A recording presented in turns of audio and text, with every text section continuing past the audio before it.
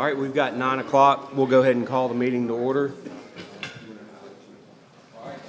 Pretty ambitious schedule this morning, so we're going to have to try to move as quick as we can. We'll see if we can succeed in that. But Mr. Taylor has opening prayer. Let us pray.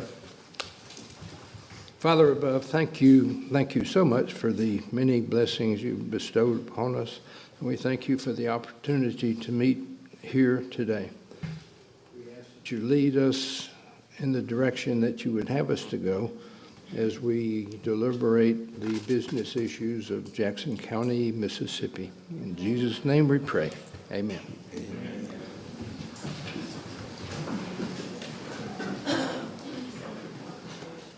Allegiance to the flag of the United States of America and to the republic for which it stands, one nation, under God, indivisible, with liberty and justice for all. All right, that brings us to amendments to the agenda. Mr. Cumbest? I don't have any. Mr. Morris? Mr. Taylor? No, sir. I have the deletion of 7A under my items. They changed the format of the golf team in St. Martin, so we're going to have to readdress that and submit it again later. So we're pulling that 7A. Mr. Beausarge? Yes, I have two. First one is under solid waste, B. I'd like to pull that out for a separate vote. And then just want to make sure we discuss, I don't need to pull it, but I just want to make sure we discuss under Board of Supervisors, A and B as a discussion item before we approve the consent agenda. All right. Chancery Clerk?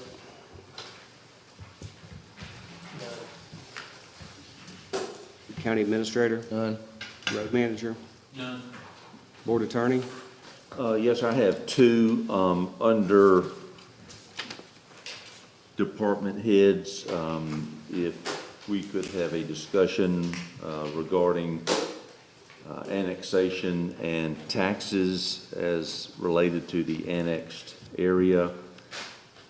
And then a second addition under department heads. You can put these both under me if you'd like. There is a issue that we need to discuss with regard to the adjustment of Waste Management's route in the newly annexed area for 1 week, I believe. I discussed this with Rhonda. I think Rhonda, is Rhonda here? Yeah, so if we could put that under me, under department heads, please. All right. Any other amendments to the agenda? I got one. I need to pull item B under purchasing.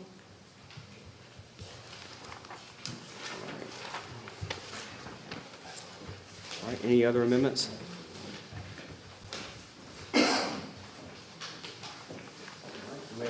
Accept the amendments to the agenda as presented. Motion by Mr. Morris. Second by Mr. Cumbest. Any discussion? All in favor? Aye. Motion carries. All right, we have a notice to increase assessment of real personal property.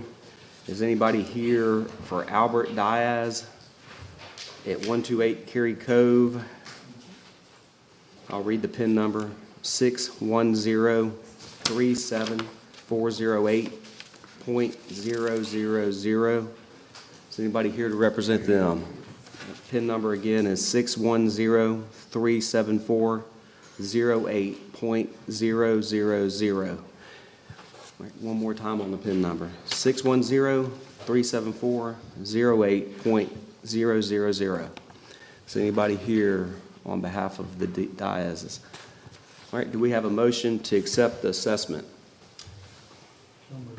We've got a motion by Mr. Cumbest, second by Mr. Beausarge. Any discussion?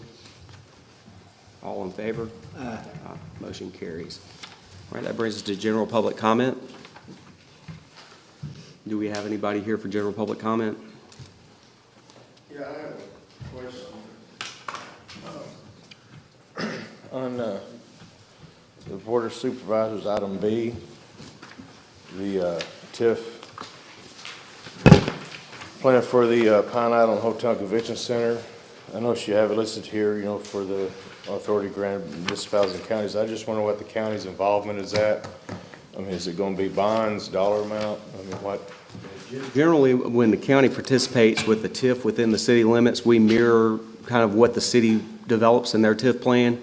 And in this case, we would have the potential to go around 50 to 75% of the ad valorem taxes that are increasing on that property, because we won't generate any sales tax. So Okay, so am I to assume that the county is going in partnership with the city on that? we will that do as we project? always do with TIFs. If it's something that benefits the county as a whole and actually ends up with a higher bottom line after it's all said and done, we will. Okay, that's kind of worrying about that. Thank you. This is actually just a notice to have a public hearing, not a decision to be made on it today, but have a public hearing to discuss it in more detail. I was just curious. Yes, sir. Any other general public comments?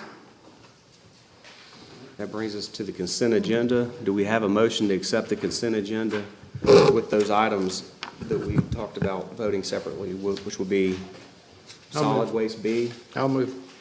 All right, we have a motion to accept the consent agenda as amended. Motion by Mr. Taylor, second by Mr. Morris.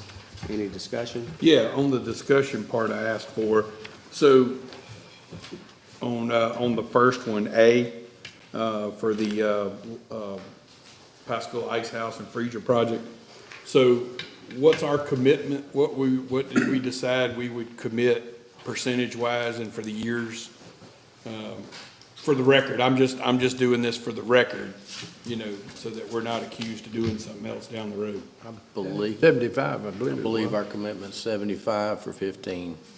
Okay, 75% for 15, not 100%, Right. as we've been accused of, but 75% for 15 years. 15 years. Okay, and then same thing on number B.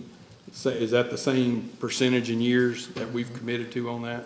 And that one, we haven't really committed yet, but we're going to have a hearing, and we'll talk about it, and we'll see where it is. But that, most likely, that's probably where you'll end up in that range. The 75% for the 15 years? Okay, all right. Just want to set that straight for the record so that, you know, we get the right information out there before we're accused of something else. So, okay. And I'll add to the TIF process. I mean, anytime that we voted on a TIF that I've been in the room, and I've always been interested in making sure that we're creating a higher level of revenue after the incentive is giving than we had before, because it makes absolutely no sense to give an incentive and reduce the amount of revenue that you're getting. If you're going to reduce your revenue, there's no reason to give an incentive. So they always come down to that. And that's the quickest way to kill a TIF support for me. And just for the record, this is not a county project, it's a city project that we just have a ability to do our share of a tax increment financing proposal. What the city does on their part is entirely up to them. It's a city project, it's not a county project. So, okay. All right. So, That satisfies my two discussions. okay, and we had to have the solid waste, you still want that to be a separate vote? Okay, Yeah. all right. We'll let Rhonda come up and present that. We've got a motion by Mr. Taylor, a second by Mr. Morris. All in favor to approve the consent agenda as amended? Aye. Motion carries.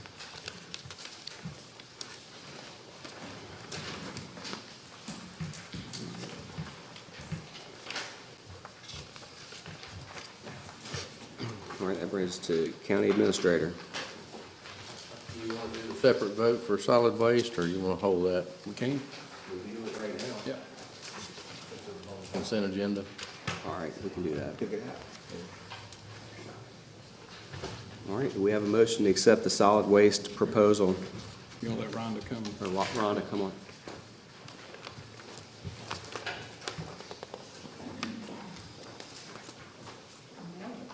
Morning.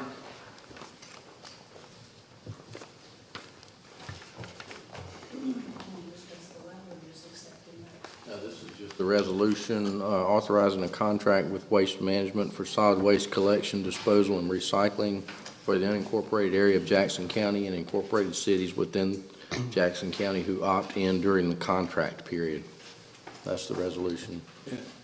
Basically, for the record, I just wanted somebody to explain what's fixing to happen with with the service. You know, how it's going from one service to another service. That's the main thing I want to hear, you know, let everybody know, yeah. Well, it's a semi-automated method, so the method is not changing, and the way they do it is going to change a little bit. There will be an automated truck that goes out there, and they will pick the cans up with the automated arm, and if there's any other garbage that's left out there, they will actually stop the truck and load that garbage into the cans, and then they'll dump those cans into the truck. So it'll be a truck similar to the recycling truck? Correct. So there'll be a recycling truck still running, and then there'll be a solid waste or garbage truck running that'll do the same thing, but it'll be with the garbage? Yeah. Correct. And clearly marked. Yeah, clearly marked, and if there's any other, like bags of garbage that's on the ground that we normally would pick up with the other garbage truck, they're gonna get out of there on this, instead of 2 men on the truck, there'll just be one driver operating that truck. And then he's gonna get out of that truck, put those bags in that can, and then put that can into the garbage truck, correct? Correct. Okay, all right. Yeah.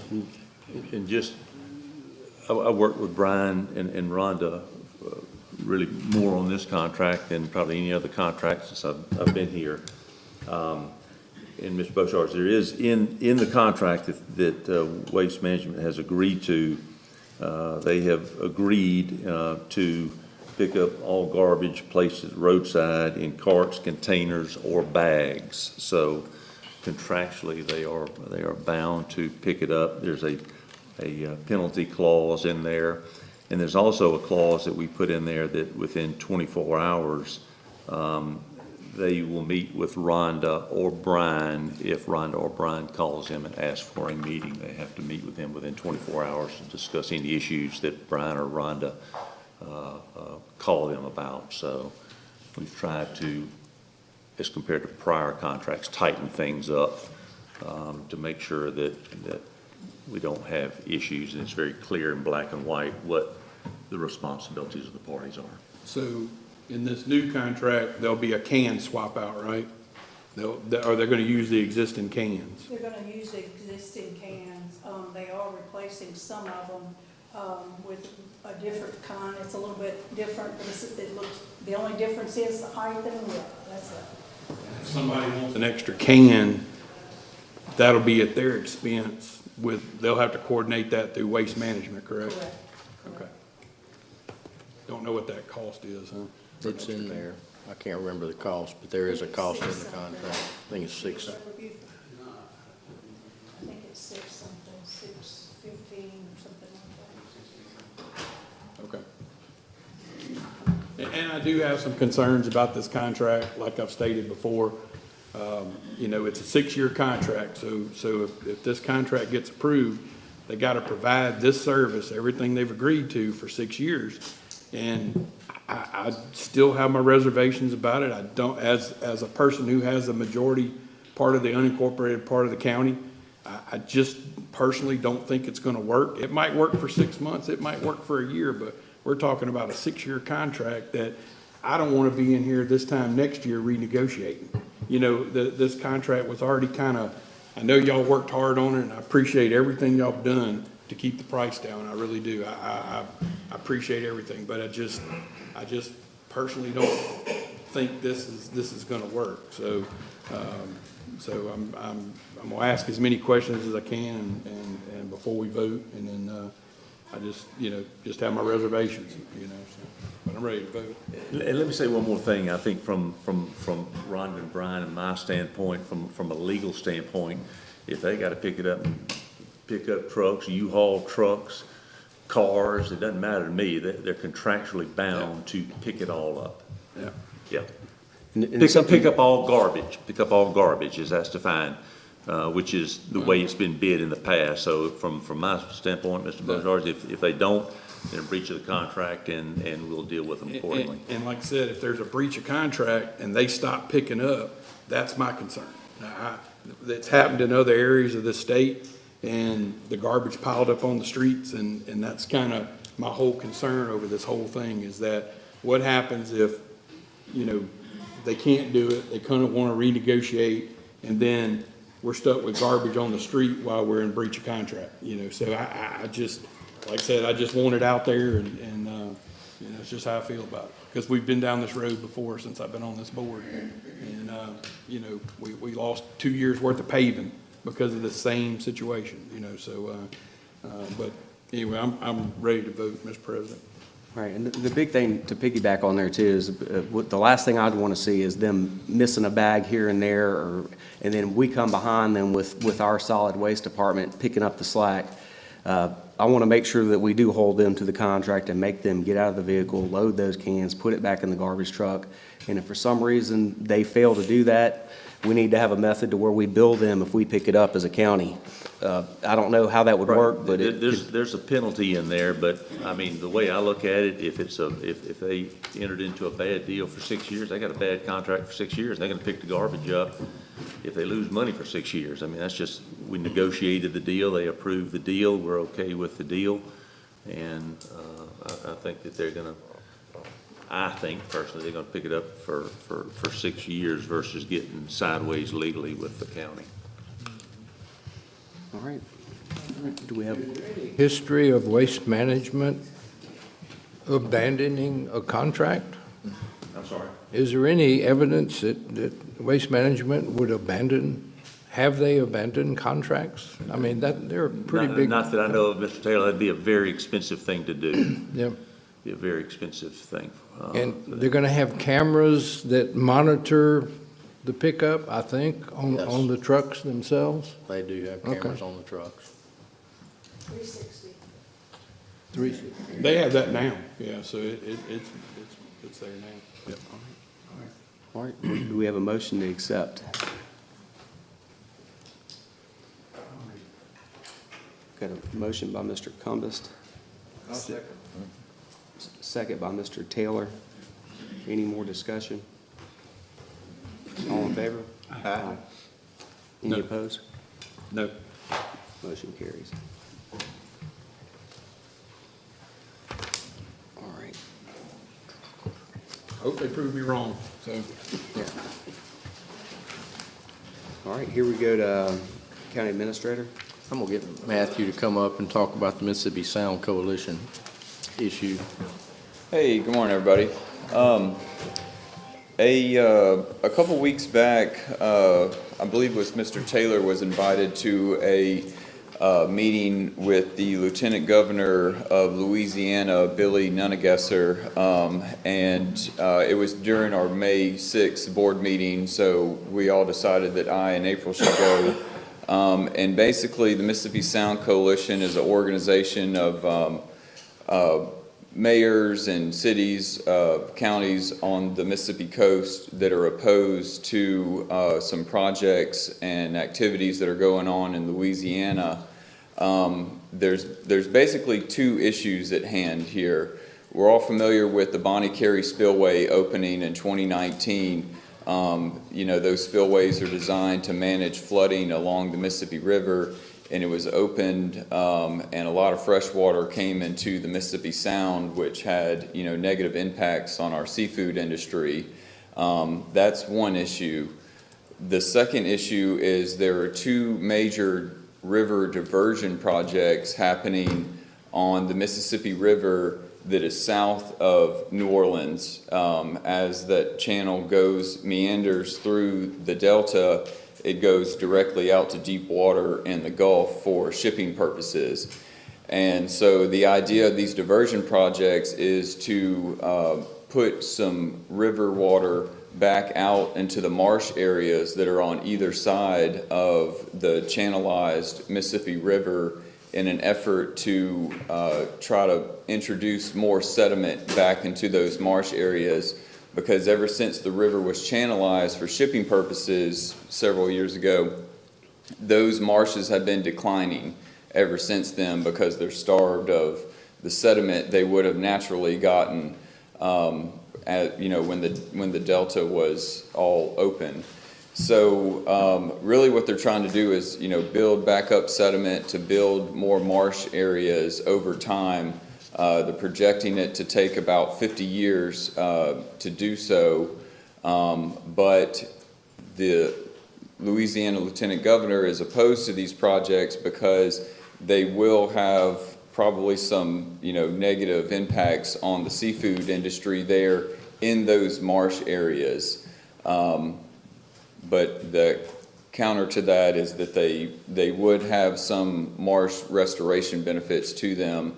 And, the CPRA, the Coastal Protection Restoration Authority, is a state organization in Louisiana that is, trying to push these projects forward as a way to, long-term get these marshes back to where they should be naturally. So we just thought it was a good idea to just kind of bring this issue back up to the board and discuss it, and just see if it's worth us, looking into it further to potentially join the Mississippi Sound Coalition to help fight these projects, or if, up until now we've been staying neutral just to, not really have a say in it.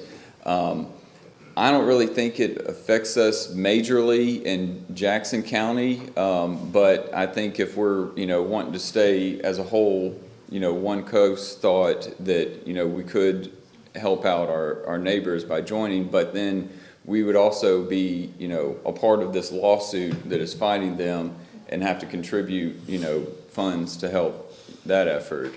So it's a really complicated issue. I wish I had more, expertise on the matter and could try to give more of a clear stance on which way we should be or not. But honestly, I see benefits to both sides of it. The Gulf is not in that great of shape pollutant-wise because of so much, dirty river water going straight out to the Gulf, creating a dead zone in there. So I could see the benefit of these projects, but the river has been channelized for so long now that it's kind of gotten used to doing it that way, and taking it back the other way is going to have some effects on the sea life there. So we really just wanted to bring it back up today and have a discussion on it and just see if it was worth it to have other people come over. The lead attorney for the Mississippi Sound Coalition is Gerald Blessey, and he has asked if he could have some time at one of our board meetings just to, further discuss it with y'all and see what you thought. The other thing that's kind of going on too is the Corps of Engineers has just started a Mississippi River study, like a hydraulic study, which also includes looking at some of these diversion projects as well. I know Congressman Ezell and some of the others have, interjected in there and at least allowed this coalition to have some say or some voice in what goes on with that study. And to what extent that is, I don't know. I know they were at the public hearing that I went to a month or two ago in Bay St. Louis, and were vocal at that meeting. So. Yeah, there's two diversion projects, one on the east side of the river, one on the west side of the river. The one on the west side of the river is further along. Its draft environmental impact statement has already been developed, and that project is moving forward. The one on the east side of the river that would have the most effect on us is more in line with where the Chandelier Island is further south of us. This would be kind of directly across from there. So it's not as far along. It still is in the development stages. Its draft environmental impact statement is going to be released July this year. And so once that's released, we would have an opportunity to comment on it and have more of an influence on that project. So there is, to me, still time to, be heard in the process. I feel like having him present to us wouldn't hurt anything, and we certainly, it might hurt something by the fact that we learned something. Oh, yeah. That'll be a beneficial thing for us. I think, though, before he gets here, we need to do a little background into it on our own so that we're not getting just one side. Yeah. Make sure we see both sides, not just the litigant side. Definitely. I was going to strongly recommend that, and I did send some information from the CPRA to Ken and Brian, along with the packet of information that Lieutenant Governor Nunnegesser shared at the meeting that I went to. So I could forward that email out to everybody later today if that would help. Yeah. Okay. I think we definitely need to do that. All we need to do is go back and refresh our memories. Several years ago, the Bonnie Carey, when they just virtually opened it for an extremely extended period of time, what that did to our oyster population, the dolphins, and probably fishing also. We don't need that. So to me, that's a reason to pursue this thing. We don't want to get locked up in opposition to the Corps of Engineers, so it is difficult, but I would say let's listen to them and see what they say. Yep, for sure. Sounds good. Okay. All right, I'll send that out later today. Thank y'all. Finance. Good morning. The first item I have is the order approving the claims docket. Motion to approve. Motion by Mr. Cumbest, second by Mr. Morris. Any discussion? All in favor? Aye. Motion carries. Okay, and the last item is the resolution authorizing the operating transfers for fiscal year September 30th, 2024. Motion by Mr. Taylor, Second. second by Mr. Bossarge. Any discussion? All in favor? Aye. Thank you. Motion carries. Thank you. All right, inventory control. Good morning. I have a resolution authorizing removal of sidearms from inventory due to retirement of Sergeant Ryan Christopher Lansdale. All right, motion by Mr. Morris. Second by Mr. Cumbest. Any discussion? All in favor? Aye. Motion carries. Thank you. All right, road manager.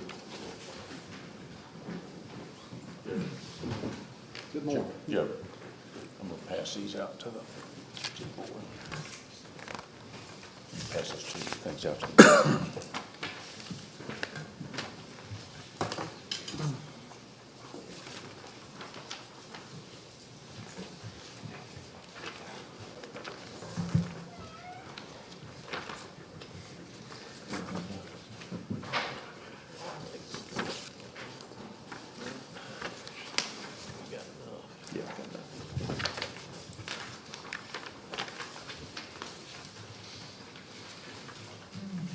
Thank you, sir.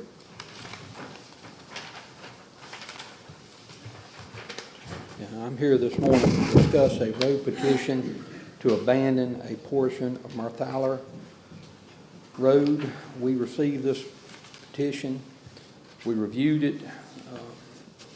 They're wanting to abandon the north approximately 215 feet of the roadway. Normally, under our procedures, all adjoining property owners sign off on the petition and we set a hearing date.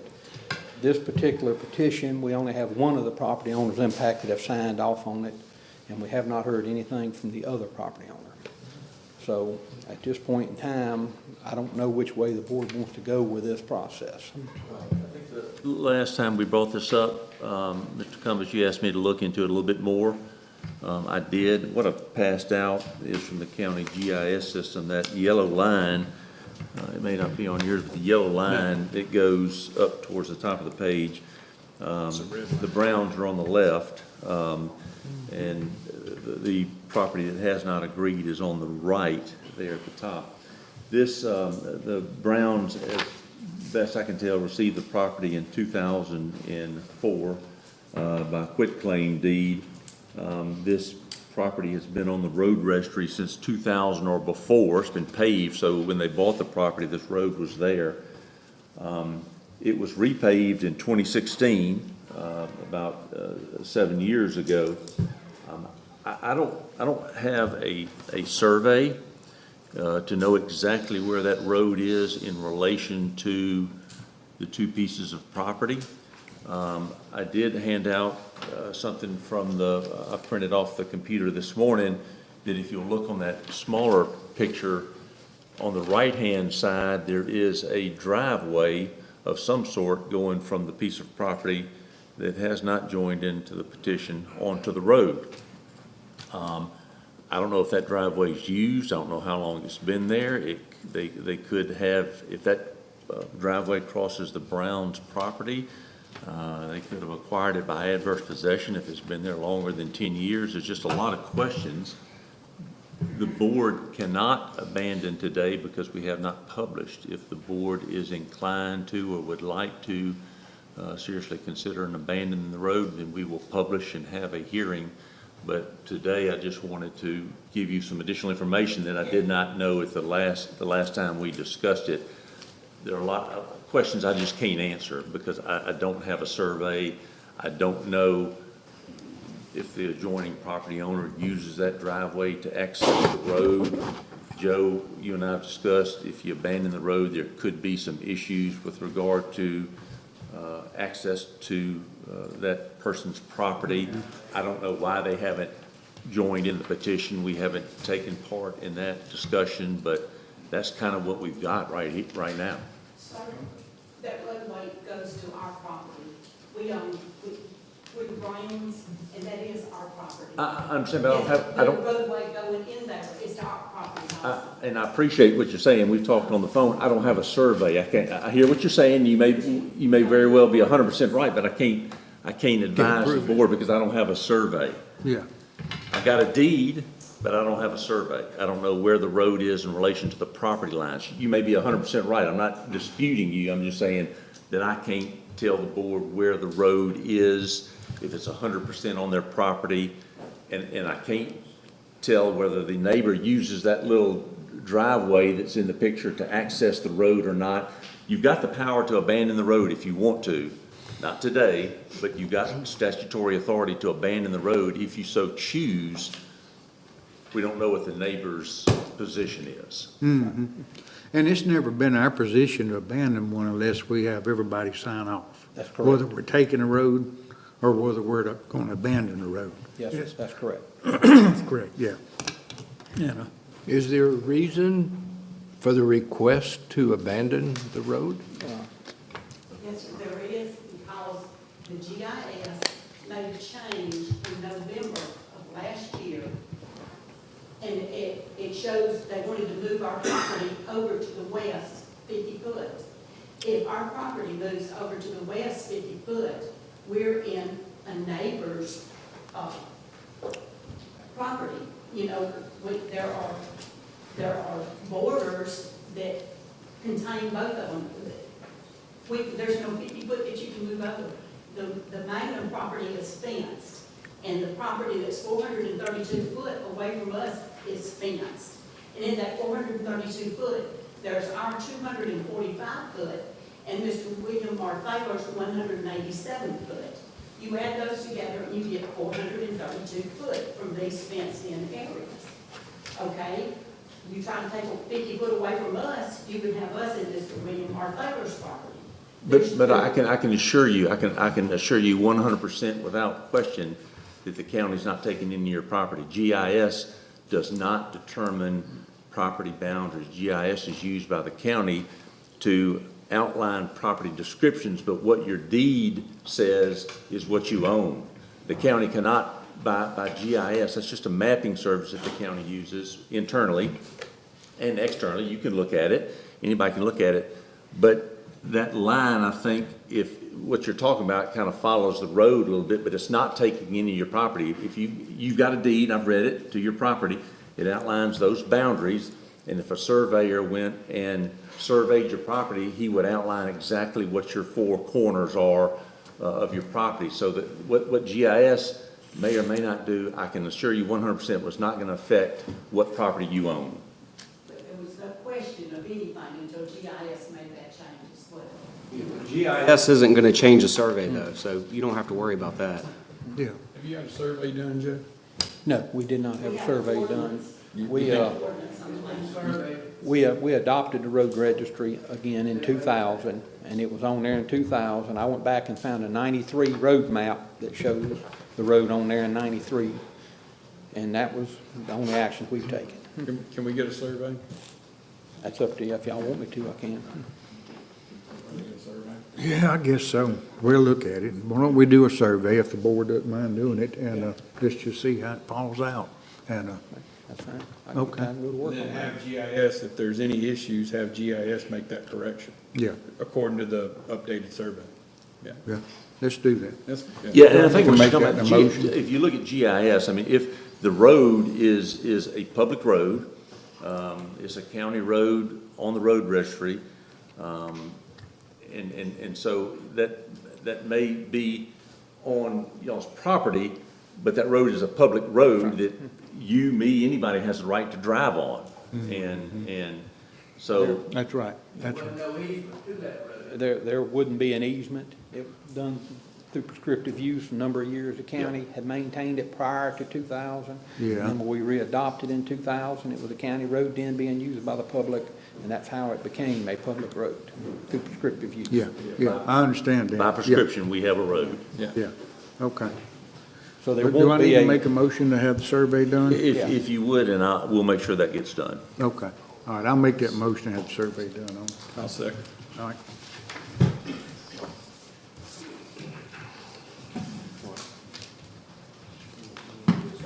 Yeah, yeah, I made the motion, Randy seconded it. Okay. We got a motion by Mr. Cumbest, a second by Mr. Bossarge. All in favor? Aye. Motion carries. thank you. Thank you, Jeff.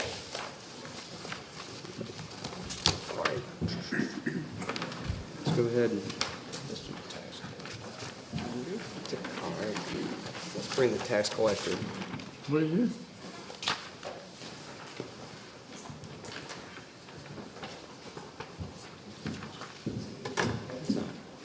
No, I'm sorry, tax assessor. Okay.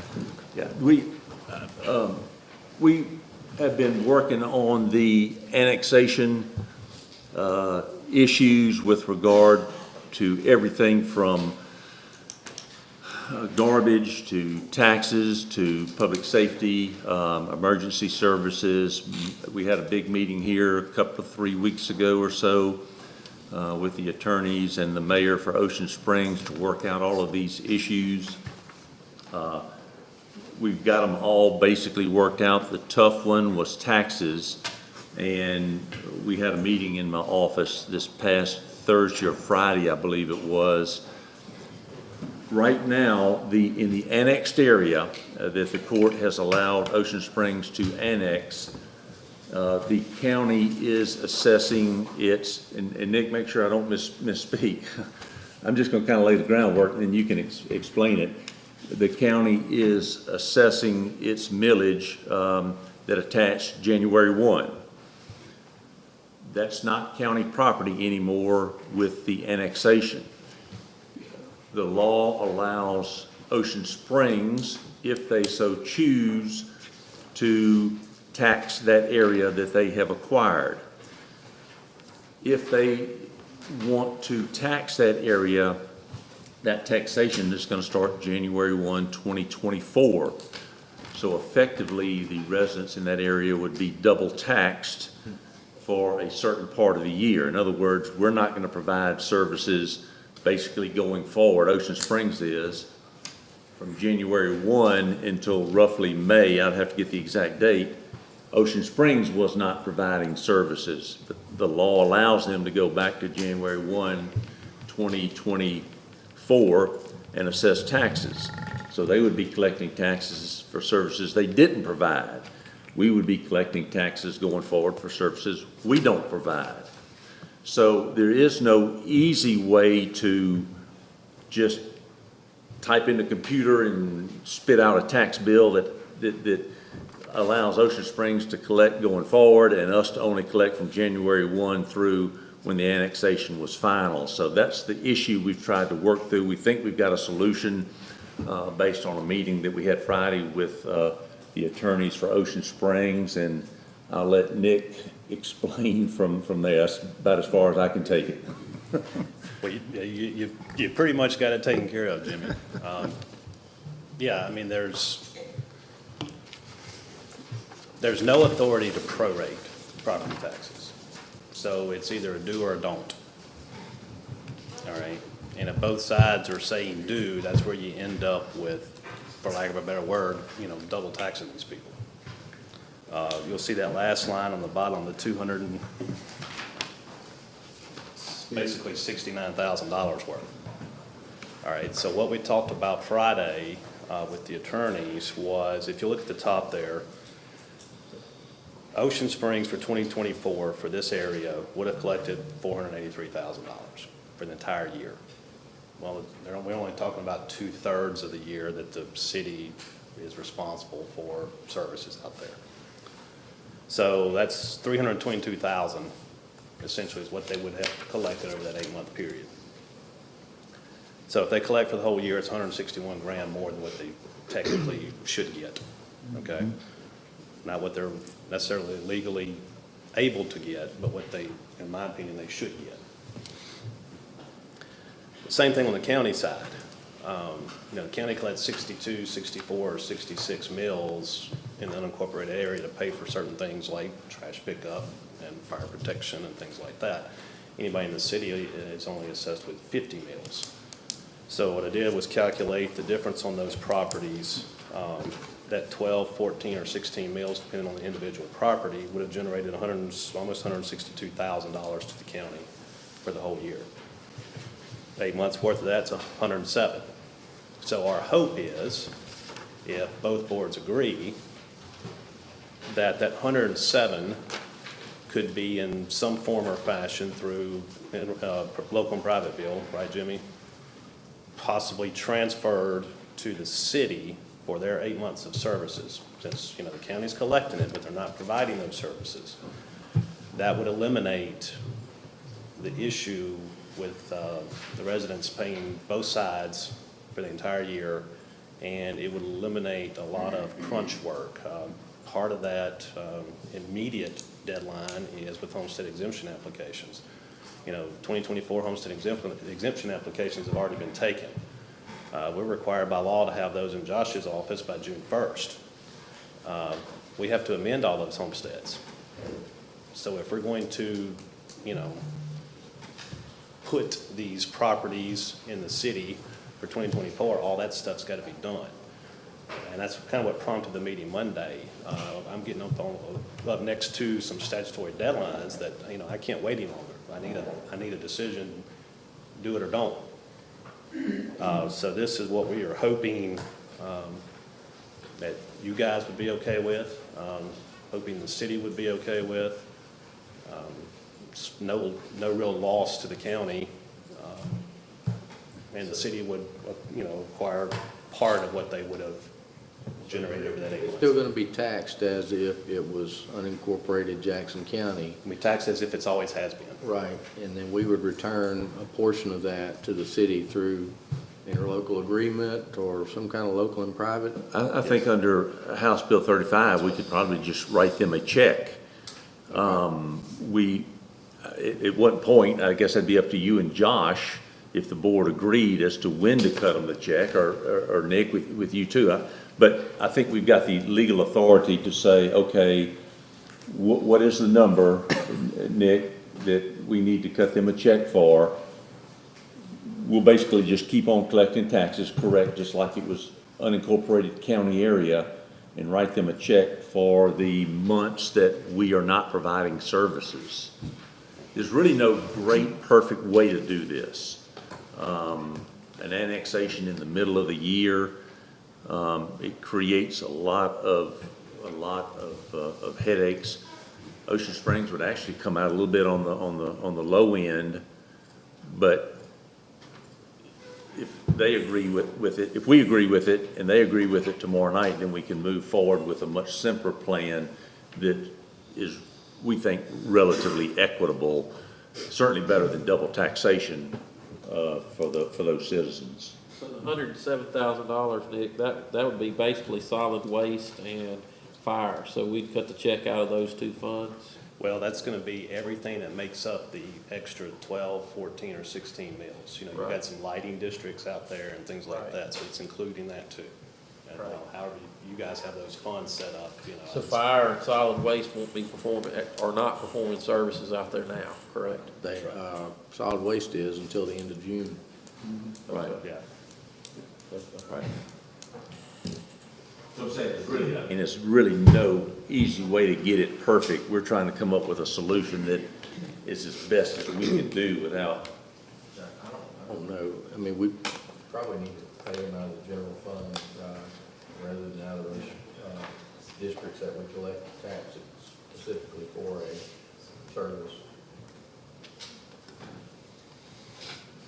Well, we can look at that and figure it out, but. That part of it, I'm not an accountant.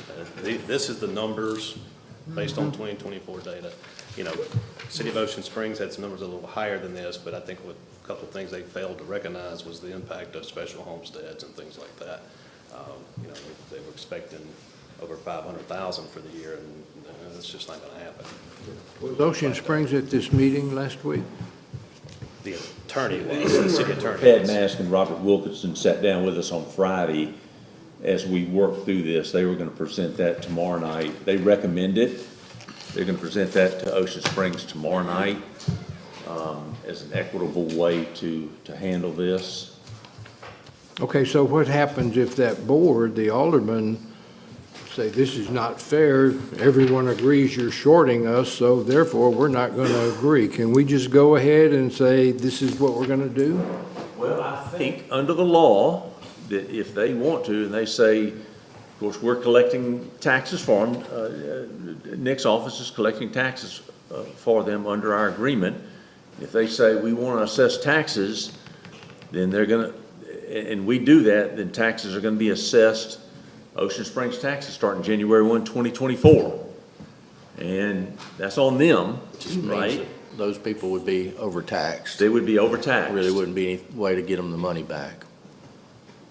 That's right. They'd just be Because it's taxed on both Spring, sides. Ocean Springs would collect too much tax, 4 months of tax where they didn't provide the service. Right. And there's no way for them, that I know of, to give that money back to the residents. But my point is, no matter what they say, why don't we say, this is what we're going to do, and if you don't like it, sue us, and let's move on. I like that. I mean, have a problem with that. I'm fine with that. I'm good with doing 107. Yeah. That's what we And are. then you can offer for them to assess their own assessments and collect their own taxes, which we provide for them. That's up to this board, apparently, y'all. All right. But this board is, because Nick's bumping up on a deadline here in a week, 2 weeks, homestead exemption deadline. This board is okay with paying back to Ocean Springs taxes collected for those months when we weren't providing services. Correct. Yep. Yeah. Yeah, and we think that's the probably most fair need a way to do it. motion to that effect, and maybe the finer details to be worked out, but something where we can tell Ocean Springs that the board has agreed to the plan that we had discussed on Friday with their council. Maybe a motion to. Yeah, I'll make a motion to transfer the remaining portion of the taxes where we won't be providing services to the city of Ocean Springs, as they will be providing services. And however that needs to be worked out, I'm fine with that. Maybe with the details to be worked out between Board Attorney's Office and Tax Assessor's Office and the Chancery Clerk. And we can come up with probably a pretty doggone accurate number. These numbers for 2024 are Good. good. Okay. That's I'll pretty much second the that. numbers. Okay, we got a motion and a second. Motion is second. All in favor? Aye. Motion carries. All right, thank you, gentlemen. Thank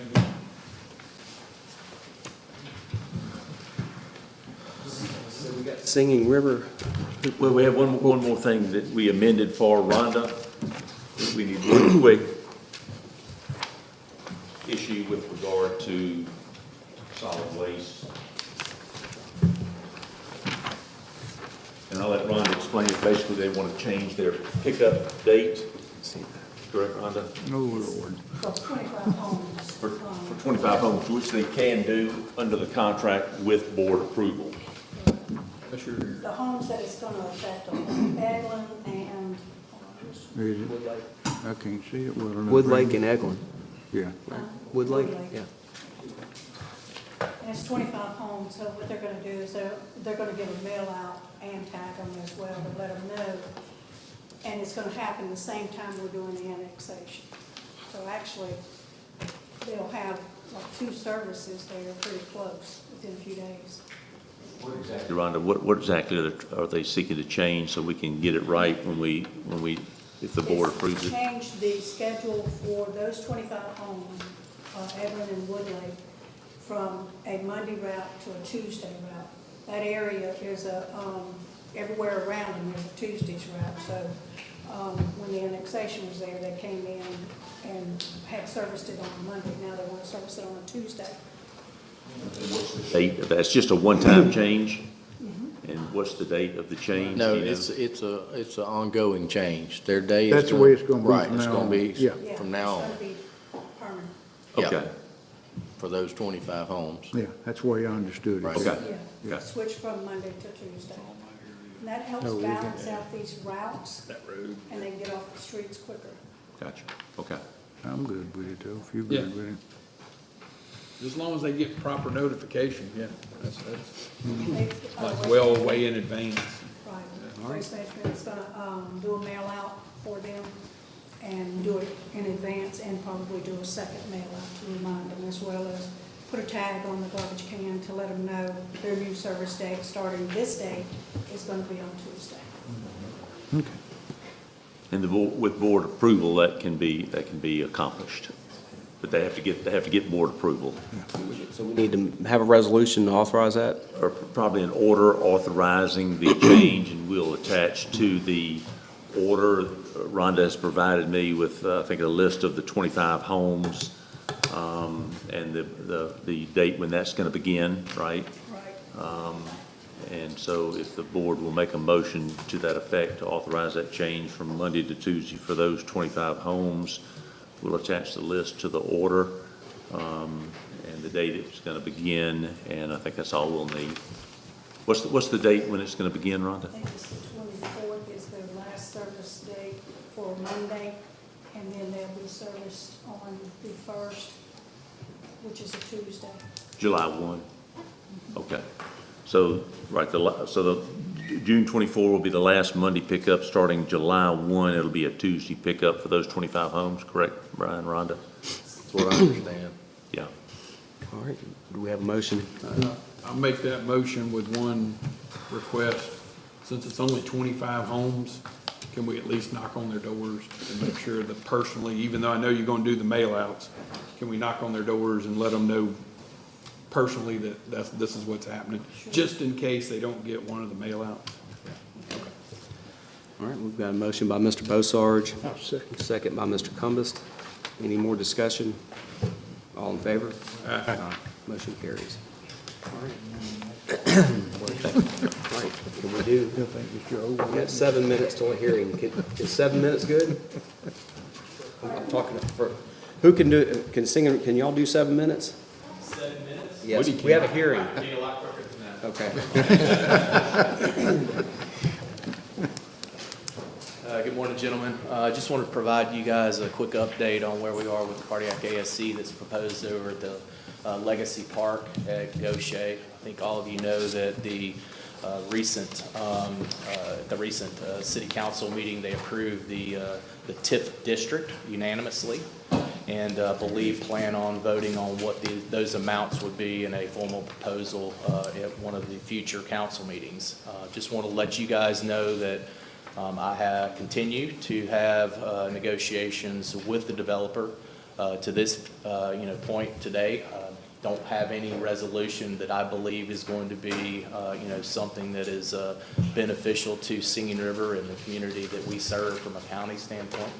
However, while I was stepping out, having negotiations with them as we speak. So happy to stick around in executive session, probably not appropriate for open session on what those negotiations are currently involved, but happy to stick around and answer any questions you guys have.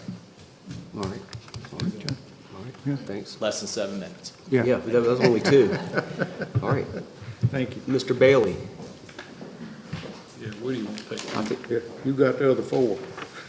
yeah, you got 5 minutes. He gave you an extra minute. Thank you. Last year, we registered over 10,000 cars, 10,070, 45 states, Canada, Germany, and England. So we had a big year last year. Things are looking good this year. We're over 4,300 cars registered from 41 states, Canada, and England. So things are, like I say, moving right along. We also, USA Today, nationwide poll voted us the #1 car show in the country. So we're real proud of that. Things are looking really good for another great year this year. And we would, appreciate y'all's support. Once again, I've talked with all the cities that are involved in the event in Jackson County, and they're all ready to go. So appreciate your consideration and would ask you to support us this year. Okay, I'd like the motion for that. All right, motion by Mr. Morris, All right, I'll second. second by Mr. Cumbest. Any discussion? All in favor? You're too quick, Woody. Thank you. That was fast. Thank y'all. All right,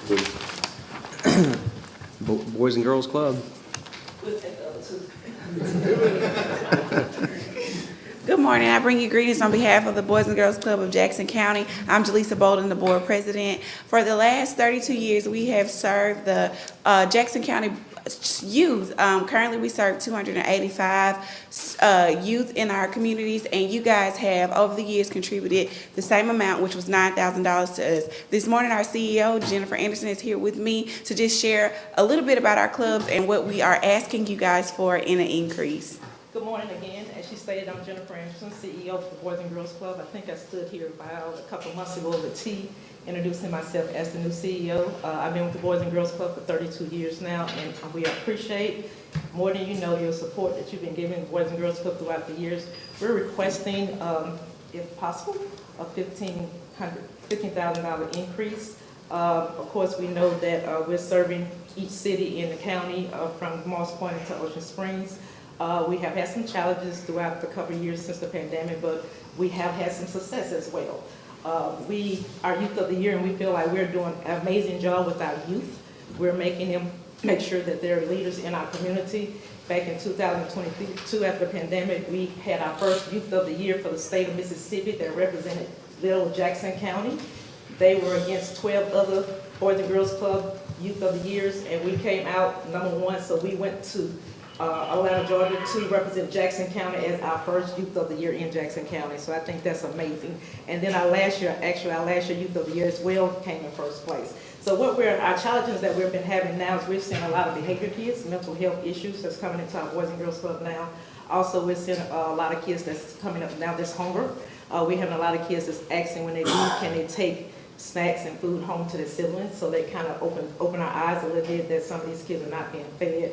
And also, we're trying to recruit our teens. We're losing our teens, and we know that our teens now are being incarcerated at an early age at 12. We just had a child in Canton that killed his mom at the age of 12 years old. So Boys and Girls Club there in Jackson went to Canton to put a Boys and Girls Club. So we're just asking for additional help for operation to bring in social workers for our kids that's having behavior issues. We are there. We have amazing staff, but some things we cannot, and we don't want to turn any kids down. We want to take as many kids as we possibly can because we feel like families really need us now more than ever. So that's why we're asking for additional funds. All right, well, we definitely see a difference where Boys and Girls Clubs are involved, and there are children that have a much better life and much more productive citizens as a result of what y'all do. So we will certainly look and see what we can do to help. We'll start a budget process here coming up soon, and that will be part of it. We'll look at it. Would you mind give us a letter of exactly what you're requesting and send that to my office, please, and we'll look at it during our budget process. Thank y'all. Thank you. Thank you. I would like to comment, as a prior board member of that organization, I can vouch that they are great caretakers of the funds, and they do just a fabulous job in our community throughout the county. So I salute you guys. Thank y'all. Thank you. All right, so We're at 10 o'clock. Let's do this hearing, and hopefully we can work through this, and we'll have renewable energy as we roll into that. So the Masterson Street vein cleave, are there folks here for that? Thank you. Are they here for this one? Thank you, ma'am.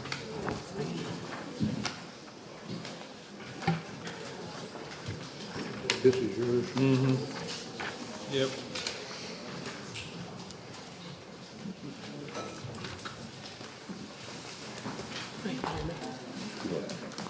To do here, tear it all down? Need to. Okay. Is that, this is a review. This is a review. How long ago are we reviewing this from? Yeah. Marcus, you tell. We ready? Yep. Yeah. Well, good morning. Looks like I'm gonna be in front of you guys for a while. Yeah. We got a lot of stuff on the agenda. The first item we have is the review for 14922 Masterson Street, over in the Latimer area. We did a public hearing on this on April the 15th, and the occupant, Chris Ryan, the property owner is Earl and Wanda Ryan. I think that's the mother and the father of Chris. Excuse me. Chris is the occupant of the home. He came before the board, and the board offered to give him till this meeting to have obtained a building permit and done substantial improvement on this property. Well, as of today, there's been no building permit pulled on this property, and as you can see from the pictures, there's been no change. So, of course, we're asking the board to go ahead and move forward with the declaring of it public menace so we can get this property cleaned up. Yeah, Marcus, we had passed a resolution, if I remember correctly. I think this is the one that we passed in April. Yes, sir. I have a copy of the resolution here. That basically, the board declared the property to be a public menace, and the resolution was identical to basically all other resolutions, with the exception of an additional paragraph that said that it'll be reviewed by the board today, 10 o'clock, to determine if there's been a building permit and substantial progress towards remedying the deficiency. So the board has already declared this property to be a menace. I think Mr. Bosarge asked that he be given some time to come back and make some progress, and that's kind of where we are from a procedural standpoint. That is correct. Yes, sir.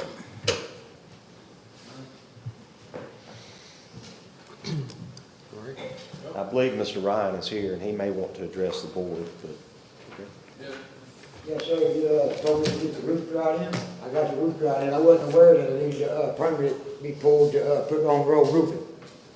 So just to do home improvements, I mean, I made improvements to it, and I just spent all that money doing my roof. I mean, this man here, he ain't done nothing but lie to me since we've been started. I mean, and then you saying as well that you've had incidents with the law at my house. It's just me and my wife there. I know for a fact that's untrue because I don't have a law at my house. It's just me and my wife there, you know. We don't associate with none of that bad riffraff out there, none of that. I understand y'all trying to clean the place up. Y'all doing a good job of it. But I'm not, I don't see why I'm falling victim to that. You say get the roof dried in, I drive the roof in. I mean, I've got pictures on it. I just spent all the money doing it. I mean, that's my home where I live at. I've lived there 44 years, you know. I mean, my whole life, you know. I mean, I've done everything y'all have asked me to do, everything that man's asked me to do, but discrimination, I've been, he's lied about what I could have in my yard, but I couldn't have. I had to get rid of my motorhome. He told me to keep my Connex box there that I was using for storage, so I didn't have open storage in the yard. I've done everything he's asked me to, and he can tell you I've done 100%. I put up privacy fences. I've done everything. The yard's cleaned up. I mean, I followed all the rules. I've been here to every meeting, but if not, I want to find out today how I can go about filing a complaint, because I need all the documents that he's taken that's on recorded, and I'm going to go into WLOX to find out why that I'm being discriminated against. This man's personal opinion don't belong in his job. It's not very professional. He done told me I'm better off to get my motor home and just drive off. He said I couldn't have a motor home, but it come on national TV that residential, I'm allowed to have 2 motor homes without a permit, and then he's going to tell me I can't, commercial, you got to have a permit to have one. But now he makes me get rid of my motorhome, all that stuff. I mean, I mean, I've just had it up here, this man's done lies about so much stuff, he's leaked all my evidence out to everybody, I mean, pictures of my house that people, I don't even know, is coming to me telling me about pictures of my house. This is very unprofessional. I don't, my house may be unfit, but what he's doing, in his personal opinion, is getting my house pulled down, get it destroyed. This man's lied to me about everything that I've had to do, and it's not professional. That they calling my sister, they ain't got nothing to do with this, none at all, not her address, she don't pay the bills there, I pay the taxes, I pay the light bill there for 17 years I paid it. They calling my sister while she's in Vegas and telling them trucks has been at my house at 9 o'clock at night. She got Ryan on the back window, my cousin come over to visit. He was over there late, so y'all watching my house, it's invasion of privacy. There's a whole bunch of things that's not going on right that's been happening since I've been here. And today, I want it to stop. I'm going to WLOX if it don't, and I want to file a complaint. I know I got to file a complaint before I proceed in a lawsuit. So, but this, I mean, everything I'm telling you is the truth, the God's truth. So help me God. Everything's documented. I've got it on these tapes. The man back here recorded. He recorded everything I'm saying. And this man, and the first meeting I've been to, this man stood right here at this podium and told me, he said, I'm going to excuse the mobile home. And now, a month later, he comes back and tells me he's not going to excuse the mobile home. So what? I mean, I've been lied to the whole time, what I can have, what I can't have, what I got to do, what I ain't got to do. I got to have a permit, I ain't got to have a permit. I mean, where do I go? Where do I stand? Y'all trying to tear my house down, my home I live in, because of this man's allegations that he's not even, it's not even professional. Okay, if I got a code violation, I've got a code violation. But that's the thing, you know. I'm held accountable for everything I do. He ought to be held accountable too. I'm not the only one. I don't know where we go from here, but I mean, this is what's happened to me since day one, since the day I started, and it's been nothing. And then the man gonna stand up and tell y'all that I don't have no money. How does this man know what I got? He don't know what I got. This is his personal opinions that y'all supposed to tear my home down on. This ain't. All right, what do you have? I'm gonna make a motion to continue on with the. Do we have anyone else in support of, or anyone else here about this issue today? Is anybody else in the audience here for this? Okay.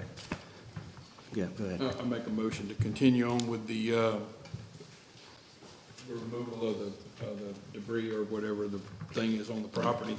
You do have an appeal process, so if you want to appeal this decision, feel free to appeal it. All right, well, how do I go about getting the copies of tapes, and where do I file a complaint at? Because I know I got to file a complaint before I file a lawsuit, so, I mean, I clearly I got a lawsuit. I mean, there's no doubt about that, so.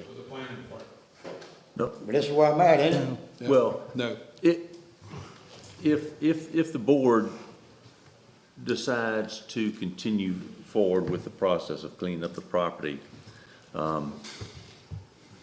he'll have 10 days to file an appeal with the circuit court.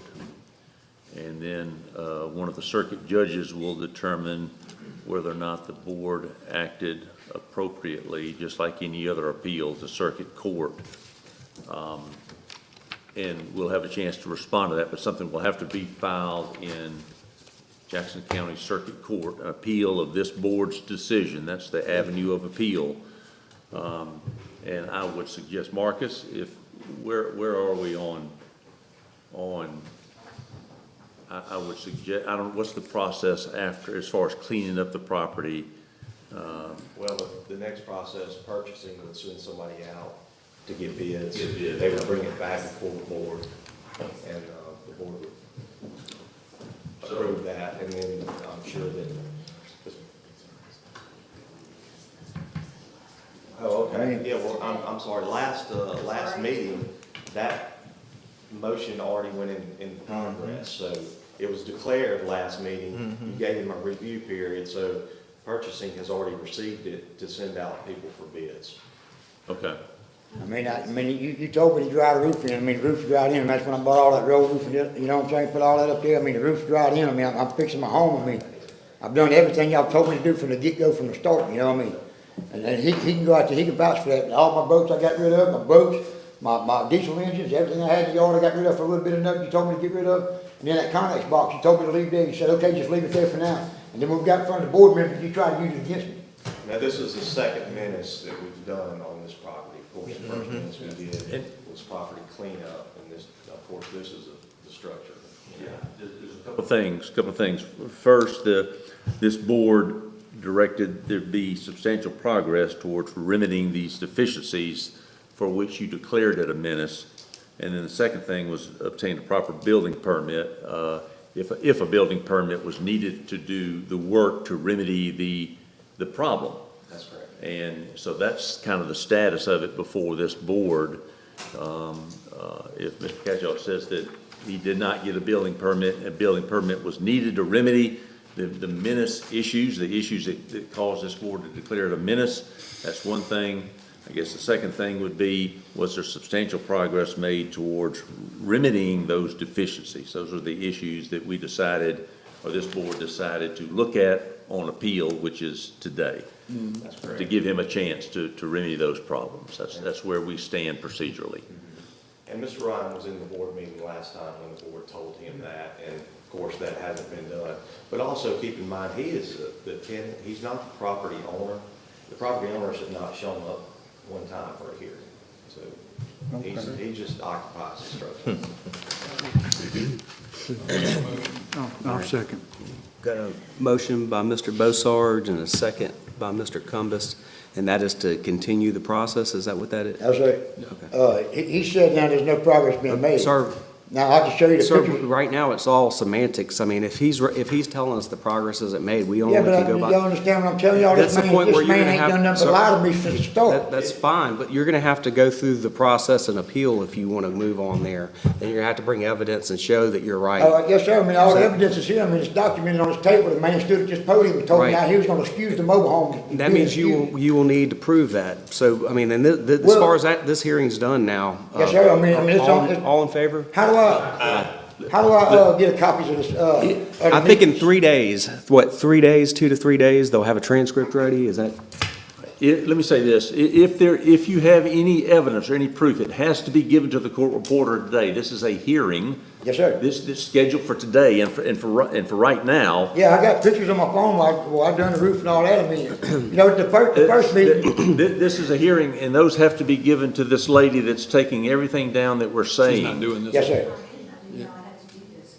Oh, we're not taking it down? Okay. Then you need to introduce it to this man who is the clerk of the board. Okay, You so got to give those to us, you got to give those to us now. What do I need to introduce to him? Whatever evidence you have. This Okay, well- board apparently is moving. I would well, we need- bring receipts and things where you purchase materials and different, if you took pictures before and after, so you can show Yes, evidence sir, that I you made did. improvements. But- Yes, sir, I have. But you would need to bring that and give it to I've him. got him on my phone now. I mean, that's what I'm saying. See, the last time, in the beginning of this, on the first meeting I come to, when all this first started, when the guy come up here and he approached against me, he was putting the case against me. He asked y'all, do y'all need to see pictures of the property, what it looks like before? Okay, well, I done cleaned up and had my pictures of the improvement that I made. But all the board members up here said, and that's documented, it's recorded. All the board members said, no, we don't need to see the pictures. All y'all voted in favor and said aye, and declared my place a menace without ever even seeing it. So how can y'all do that? Before this meeting adjourns today, Yes, sir. and these gentlemen have a chance to revisit this issue, once they adjourn this meeting and walk out of here, it's too late. It's too Okay, late. well, that's If you what I got have my- anything, you've got to get it to this gentleman and let the board see it before we leave this meeting. Okay, well, that's what I needed to know, so that's what I'm supposed to do now. So I need to show it to her, him, or? You can show them, but those aren't in a form that can be used. I mean, they're not in paper form. I mean, Well, there would be nothing in the record, so to speak, other than what Okay, you the say on the material, phone.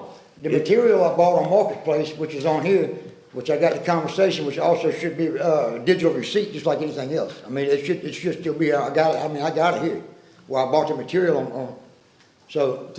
Today's the chance, but like Mr. Catchall said, the owners of the property aren't even here. You're the tenant. Mr. President, can we move on? Yeah, I mean, you are free to appeal. You just have to go through the planning department, get the records, everything you have, and then appeal it to circuit court. But Okay, bring who- evidence. You've got to Who do bring. I file a complaint through? It would be the circuit court. All right, I know I gotta do that before I can get into a lawsuit, so. But that's where I stand. I mean, whether one of them resigns and I gotta sue, you know what I'm saying, individually, it doesn't matter.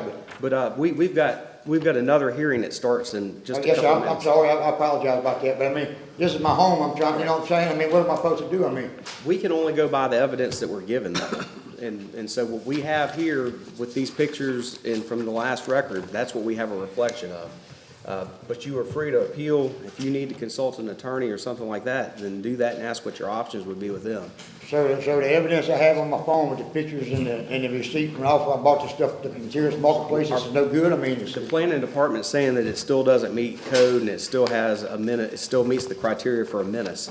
So that gives us what we have to decide on. So all the money and all the time I just put in, I'm just supposed to lose all that, you're gonna tear my house down, throw it out. I thought the United States and the US government was trying to keep people from being homeless, not people making people homeless. Y'all think it looks bad Sir, now? I'm sorry, I mean, that's not, we've got to move on. I understand that, man, I had to wait my Right. turn, everybody else had to wait their turn too, I mean, we Right, still. sir, we've already voted. Okay.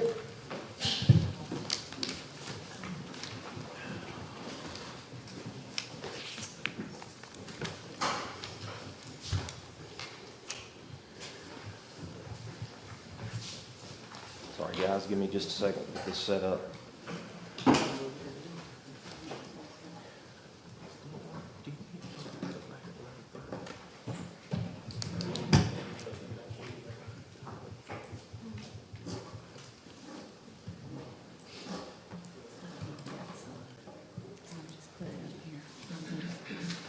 Is that in your way? Way of the mouse.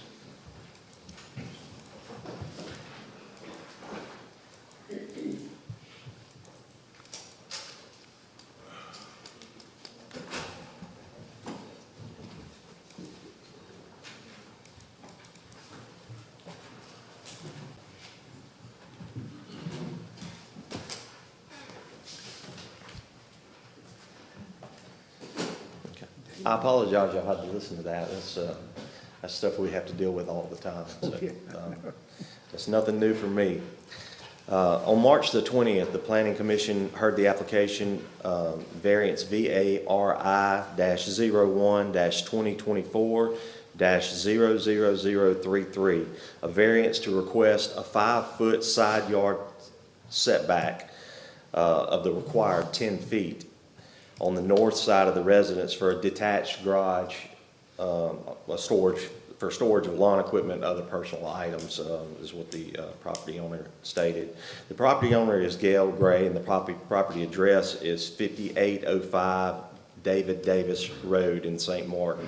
This property is zoned R1A, single-family residential. It's 0.31 acres in size. It is in an AE flood zone with an 18-foot elevation requirement.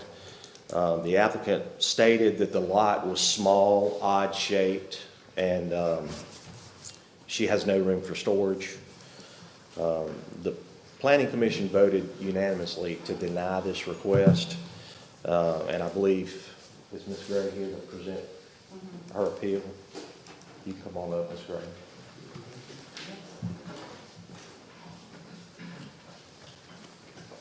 And I do agree that it's a very odd-shaped lot. I'm going to pull that up for you.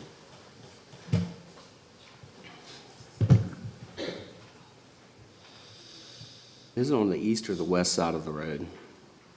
I'm looking at a map right now. Is it on the left? It's on the west. The west, okay. Here's our site plan here that shows, and you can see the lot is, it's not a squared lot, it's kind of a little pie-shaped lot.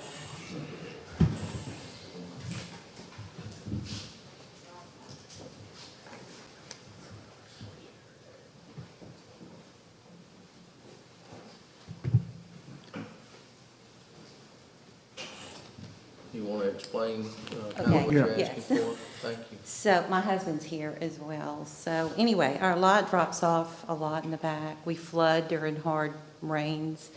We have a live oak tree in the backyard. There is really nowhere else to put it. We had to build up, how many feet in the back is the lot, the house? Raised up 3 feet just to go above high tide. Yeah, but then the house, the slab, It's 12 feet.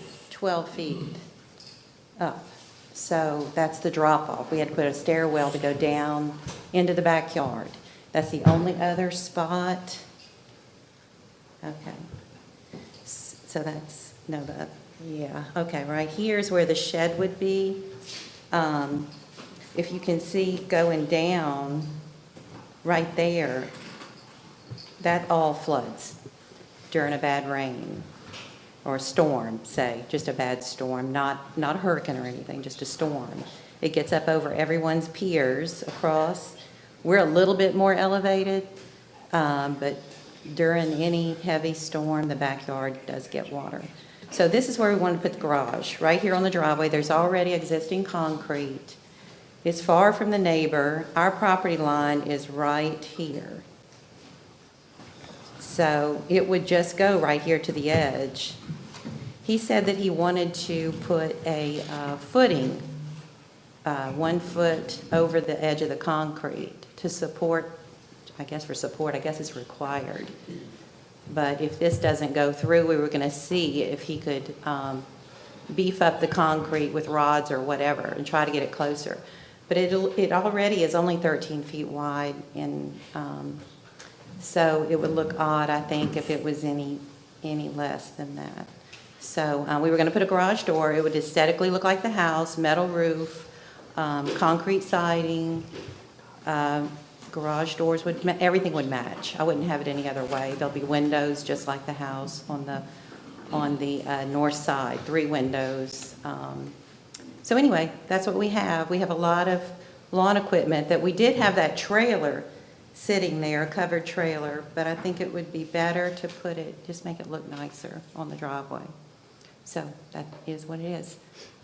You know, we live in an area to where we have cameras and all, but it's tough out in that area, and we just wanted to lock everything up. So that's it. I don't know what else to, I think he has more. We could move back a foot onto the driveway, so we'd only need a 4-foot variance. And if we cut down on the size of the shed, we could go back to a 3-foot if we had to. And I know she said, the fire marshal said it was an issue of being too close to the property line. If need be, I'll put a sprinkler system inside, so if it did catch on fire, it would put itself out. As you can see, that trailer that we had there is not going to be a whole lot wider than that. So I'd just rather a shed and something that looks a little bit better. We got rid of the trailer. We put it at our business, and we were hoping to move forward with this. I had no idea. Everyone in the neighborhood thinks that it's fine. Up and down the street, they've all said they don't have a problem with it at all if they had to come here and speak for us or whatever. But other than that, it was just the fire marshal. He just said he had to come because that's his duty to, present that. So that's where we are. And we try to maintain it. And you can see that drop off there where that water comes up. So anyway, that's it. We take care of our home, take a lot of pride in it. That's where it drops. That's where our slab of the house is. So during the storm that we had, which storm was that? The one storm? Zeta. The water came up to the bottom brick of our chain wall. I mean, the top brick of our chain wall almost jumped up onto the slab.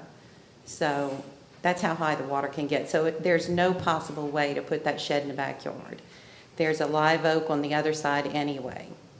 So anyway, I just hope y'all will approve it. What are the dimensions of this? Yeah, can you scroll back to the drawing that had the dimensions on it? 13 by 30, is that it? 30? That's where that is, a little bit further. Yeah. Yeah, there is our original house plan, so I just kind of drew it in there. And how much of a variance is it? It's a 5-foot and required 10-foot. We can go forward. That garage that you have there, as far to the house that you can get it, as close to the house as you can get it, right there? The only thing that we could, in order to keep a walkway to get to the backyard, that's the only way. The only other thing, I have a stairwell. Instead of putting that stairwell back there, this was our original house plan. The stairwell is right here. So we have I would have to eliminate this, move the stairwell, and do a lot of other work that was pretty expensive when we built the home. So we're talking about a 5-foot variance right now. Yeah. And if you were talking about being able to reduce or change the scope a little bit a minute ago. I think your husband mentioned Well, we're hoping that, And that would change the variance to where you're starting to get a lot less of a variance needed. 4 foot instead of 5. 4 would be fine. How much room is between the house and the garage in that picture right there? oh, there's, About 6 feet, How much of a walkway would you have between the house and the garage? 3 feet walkway. Just enough to get a lawnmower down. well, you mean on the other side towards the fence? Oh, then. He means towards the house. We would have 6, He means the walkway going to the backyard, correct? 3 feet. Okay, so there's only 3 feet between where it says new residence and the black rectangle y'all have drawn. No, I'd say, No. no, there's 7 feet because there's a 4-foot stairwell right there. Okay. There's a 4-foot that Would is you be able to attached. slide that garage forward some and then slide it to the left closer to the house so that because you'd almost have room to not need a variance then? Well, we have a garage door over here that we pull our cars in, so we wouldn't be able to make the turn. So on the side of the house, there's a garage door. Right. Yeah. So we wouldn't be able to make the turn. I spoke with the contractor. The contractor is Mark Fountain, and he explained it to me. He said that there's no other way that he could do this without going through this variance process. It's tight Is the there. neighbor that's immediately to your, that is right there on the other side, are they opposed to it, or are they for it? They don't? They don't care at all. And we talked to neighbors all up and down the street, and everybody was fine. Everybody said, why are we getting this letter? What are y'all doing now? And I said, we just want So to what put generated this was a fire marshal concern about potential. Well, Jeff Madison spoke. If you read the transcript, he spoke at the meeting, and of course, he thinks that everybody should adhere to the setbacks, and the setbacks are there for a reason, which I do agree. But in some cases, which, you know, if you read our ordinance, you know, a variance could be allowed for an odd-shaped lot, and of course, this would meet the criteria for a variance. Well, to me, the big thing would be is if that neighbor right next to you was worried about it, then that would make me inclined to say that we don't even need to consider it. But with the neighbor next to you not having issues, it makes me think that this is something we should get. Is there a way that you could shift it and just keep it on the concrete that's there? 4 feet, we could do that. Well, we were talking about that, and we didn't know if that would pass code if we shifted a foot. Like, I think they want. 6 more inches of concrete on the slab, would that be suffice for a foot? Sure, I mean, you're not gonna meet the elevation requirement anyway, so you're gonna have flood vents, but, Right. yeah, absolutely. I mean, what Mark was saying is the slab, he didn't think was Right. beefed up enough to hold those walls. And he thought we would have to pour a Yeah, footing. well, I haven't seen the construction drawings, so I really can't speak on that. We have 6 inches now. I have 4 thick, so Yeah, that's probably not enough to support. But we're gonna put another 6 on top of it. Yeah, that'll have to be decided at another time when you get ready to pull a building permit. That's when all that gets reviewed. This is just for the variance. So what you had, We'll dig it, right. He was just trying to say, cutting the edge of the driveway off, not moving it over a foot. We Yeah, can go back I on think that. the board wants to know, can you move it a little bit, or Yes. just specifically where? Because, I mean, we can see there's no other place, you don't have another spot you can do this really. I mean, and if you're willing to move some back to your side and try to keep it on that slab, I think we owe it to try to work with y'all, since none of the neighbors are opposed to it either, and they seem to be supportive of it. So, you know. So you're replacing a portable trailer that you had there Yeah. with a site-built structure. So Correct. it's gonna be a site-built structure that matches the house. Right, the trailer was there when we built the house for storage and things like that, to lock our things up. And you said you're willing to do some type of fireproofing, like a sprinkler? And I think if the fire marshal was the reason that they were concerned, if we can do something like that, then that gives us more of a reason to be willing to grant a variance, so. I really don't think that would be necessary. I mean, if you put fire-resistant materials on the outside of the home, party plank, you know, stuff like that, I think that would suffice. Yes. And that is what we have now, is hardy plank and metal roof. Okay, all right, well, is anybody here opposed to this? I just want to make sure that we don't have someone in here that's opposed. Is anybody opposed to this project in the room? All right, with that, I mean, I'm okay with making a motion to overturn the planning commission. And with the caveat, y'all shift it to where you're more on that slab and see how that works if you're able to do that. That'd be fine. And make the exterior wall out of fireproof, fire-resistant materials. Should they just overturn it and then grant like a 4-foot variance instead? Right, I'm trying to be clear on what exactly, I mean, I understand where you're headed. So you say, What exactly are we looking A at? 4-foot variance. so we're slightly changing the variance. That'll work, Marcus? Yes, sir. Anything else other than just a 4-foot variance? Right, and fire-resistant material on the walls. I'll second. All right, got a motion and a second by Mr. Cumbest. Any more discussion? All in favor? Aye. Aye. Motion carries. All right. Thank you very much. We appreciate it.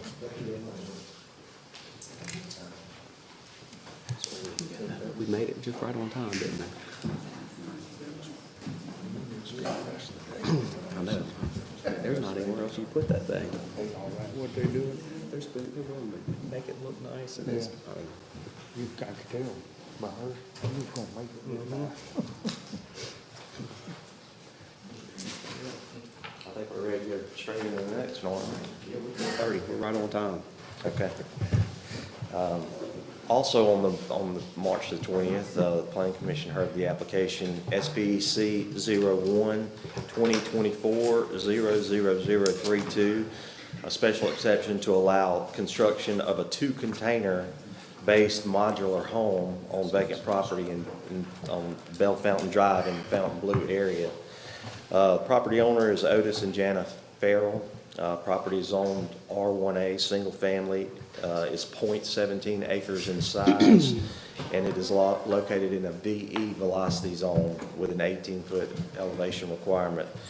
The applicant stated that the container home would be fully engineered and comply with all applicable codes. Of course, we had several people show up during the meeting that were opposed to the request. The Planning Commission voted 4-2 for approval of the request. Ruth Adams filled out an application for an appeal on behalf of the HOA for that area, and I think she is here to present the appeal. And of course, the reason we're here on this is because modular homes are not allowed in this area, and this would be considered a modular home since it's built somewhere else and put together on the property, so. You want to come up? First of all, on the appeal is Sean Lilbury and myself. Yeah, he can speak too, yeah. And so he'd like to. Sure, he can speak. You were just the one that filled out the first appeal application, so we use your name as the appeal. Just give your name and address. Good morning. My name is Sean Lobry. I live at 6800 Bellefontaine Drive. I'm here to represent the Bellefontaine Beach subdivision.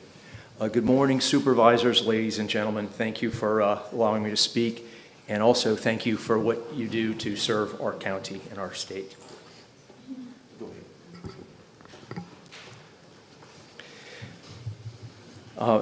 We filled out a detailed appeal to lay out what we contend were some errors in the hearing.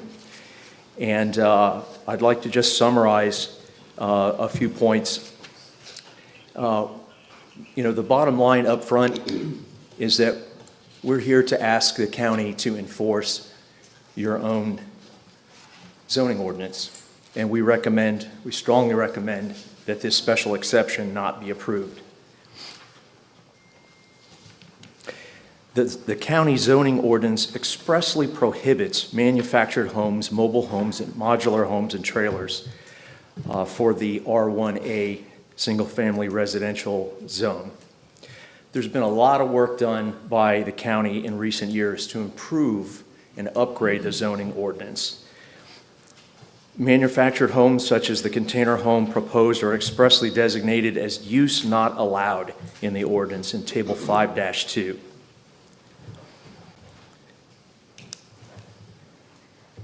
And we contend during the Planning Commission hearing that was done back in March that there was no evidence provided that would warrant the Planning Commission not enforcing their own zoning ordinance. We simply feel that this structure is not appropriate and not in harmony with our neighborhood, and we beseech you to not approve the special exception and to simply enforce the current county zoning ordinance that myself and all of the other residents on the street have been required to comply with. We had a good number of folks at the Planning Commission hearing in March speaking against it. I'm not aware of anyone other than the folks requesting the exception, the Farrells, that think this is a good idea and that support it. And we've provided, pretty substantial documentation in as attachments to our appeal package. We also circulated a petition with about 40 signatures on it. We provided a copy of that to the Planning Commission at the hearing. And I know that many of our residents have written to y'all, the supervisors, to express their wish that you would support the county zoning ordinance. So that's what we're here to request this morning. And I'd just like to ask if anyone has any questions of me or before Ms. Ruth comes to speak. Thank you. Thank you.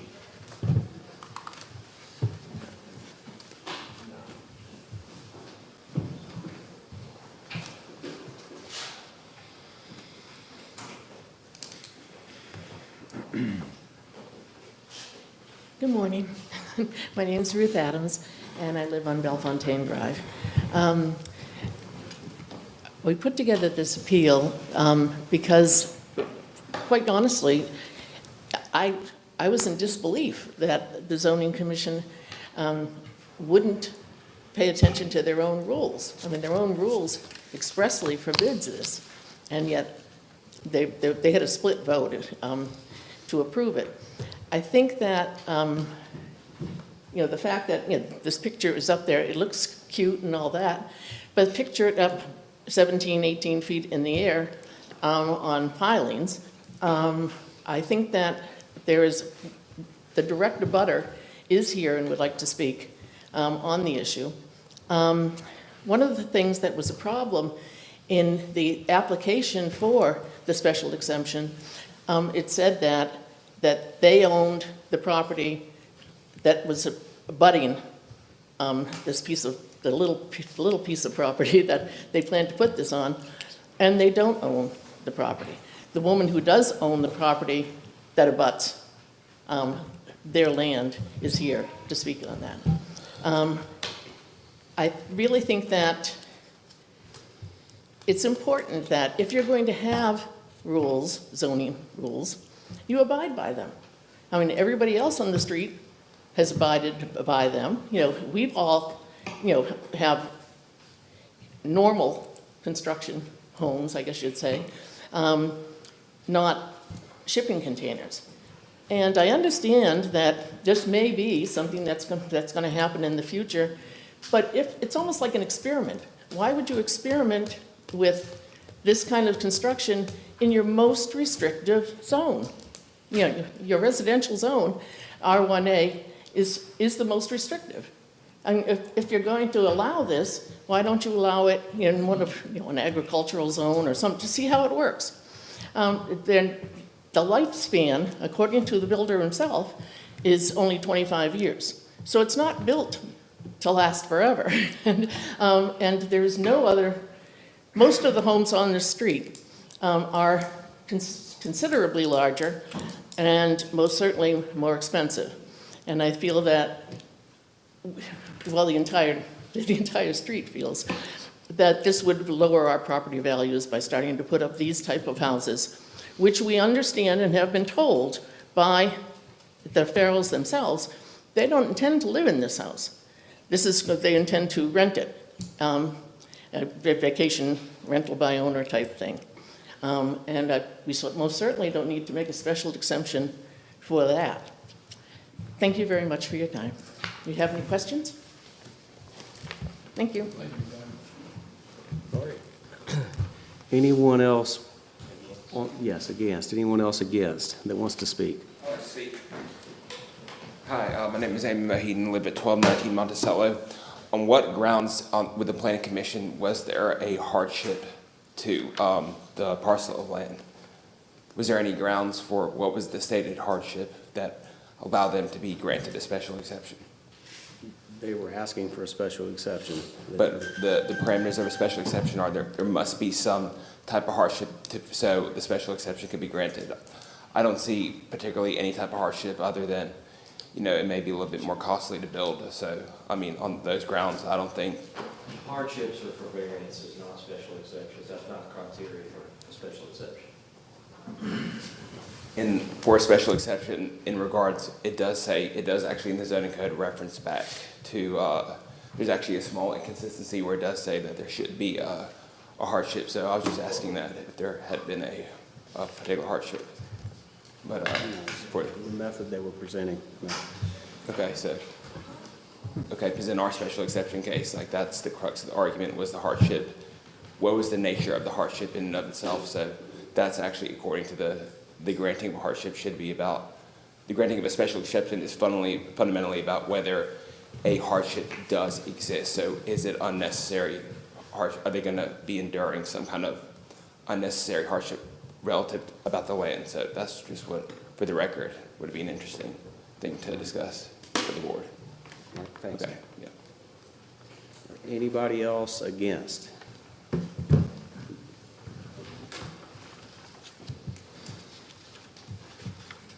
Hello, I'm Rebecca Smith Sanders, and Smith Sanders. And I have a lot next to it and in front of it. I have the other half of that lot that he's talking about. And I bought these lots a few years ago for a vacation home, and it's a beautiful area. And I think that it doesn't fit in the neighborhood. It's like reminds me of a trailer, but it's I'm worried about the property value going down, and I'm worried about the danger if we have a hurricane. And it's heavy, it's 20 feet in the air, and if we have another Katrina, I'm right next door, and it would do a lot of damage to the house I want to build. If I've got 5.5 lots right there, and if they can put 2 shipping containers on a half a lot, then that would set a precedent, and I would be able to put 22 on my 5.5 lots, and that would look terrible. I think it would ruin the neighborhood. It would look bad, and it would set a precedent for others. It would end up looking like a trailer park, and it's a beautiful area, and I just hate to see, you know, that happen. I know when I bought, the homeowners association, you know, said that you couldn't build now on a half a lot. That he got it before that rule was made, I guess, but the Board of Supervisors rules and the homeowners association rules don't allow for that. And I would just like to see it stay like that and stay a beautiful neighborhood. Thank you. Anybody else against?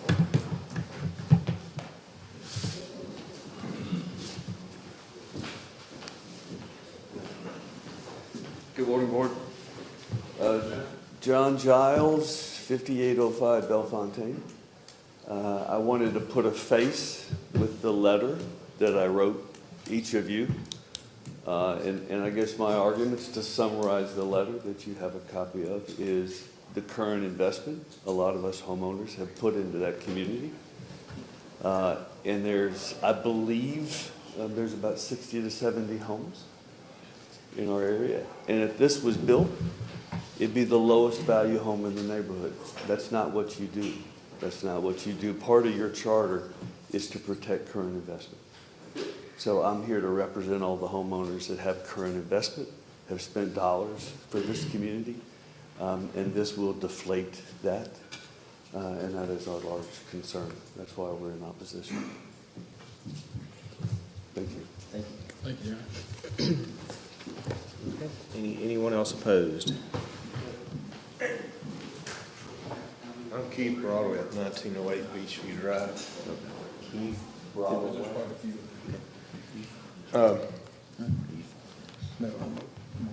Have any of y'all been to the north side of Dallas in the last couple of years or so? I went to my niece's wedding, Lawton, Oklahoma. Going around the Lyndon B. Johnson, going around north, there's a whole subdivision made of these, and they're 2 and 3 stories. The ugliest freaking things you ever seen in your life. And I don't know why we want to put that on the coast. In Costa Rica, I've been down there a few times, they're building houses out of those. They're very earthquake prone and landslides and what have you. Those things go sliding down the side of the mountains. So what's that thing going to do when the water hits it? Because it's not heavy enough to be stable, just light enough to float. I was in Arkansas National Guard. I went down after Katrina. I saw things like that stacked like cordwood in mobile home parks. And I don't mean moved 2 and 3 feet. I'm talking about being moved hundreds of yards and just. That's all you're asking for if you start allowing stuff like that down here. All right, for content for us, how many people here are against this project that aren't speaking? Would y'all raise your hands just so we have an idea? All right, anybody else opposed that wants to speak? I do. My name is Christopher Walker. I live at 7904 Bellefontaine, which is going to be the residence right next door to this proposed property. I know the Farrells. I have nothing against them personally. If it was left up to me, I have no problem with this, but it's not left up to me. It's left up to my wife and the rest of the community, okay? If you guys approve this, I am going to buy every lot in Bellefontaine and build these, because you can build them for $125 a foot, all right? So you guys decide, but you're opening up Pandora's box if you do, because I'm prepared to make it a trailer park community. Thank you. Anybody else opposed that wants to speak? Can I say another thing about it? I think ultimately, with R1, this will actually, what he's saying, it sets a precedent for changing the character of the community. But fundamentally, the most important, whether the place becomes a trailer park or not, that's not a legal argument. The legal argument, fundamentally, the board has to evaluate is whether it meets the criteria of a special exception. And from the zoning code, it's very clear that the applicants do not have an unnecessary hardship. They can't prove anything in dollars and cents that they can't build anything else on that property. You know, is it in the character of the community? There's no better people to assess that than the people who are here. This is their neighborhood, and they assess that, well, this is actually not in the character of our community. So from a legal argument, from the zoning code, like, absolutely, I think the special exception should be denied, and that's the board's decision to make. I don't have any skin in the game, but it's just we talk about following the code, and that's the precise definition of the argument in the code. So that's the board's critical decision. Whether it's a trailer park or not, that's not really a legal argument. You can arguably say, well, that's in the character. Is that fit within the character of the community? And R1 is a particularly desirable community to preserve. So that's all I have to say. So thank you. All right, thanks. All right, anybody else opposed? All right. I think the Farrells are here. Okay. If you'd like to. Right.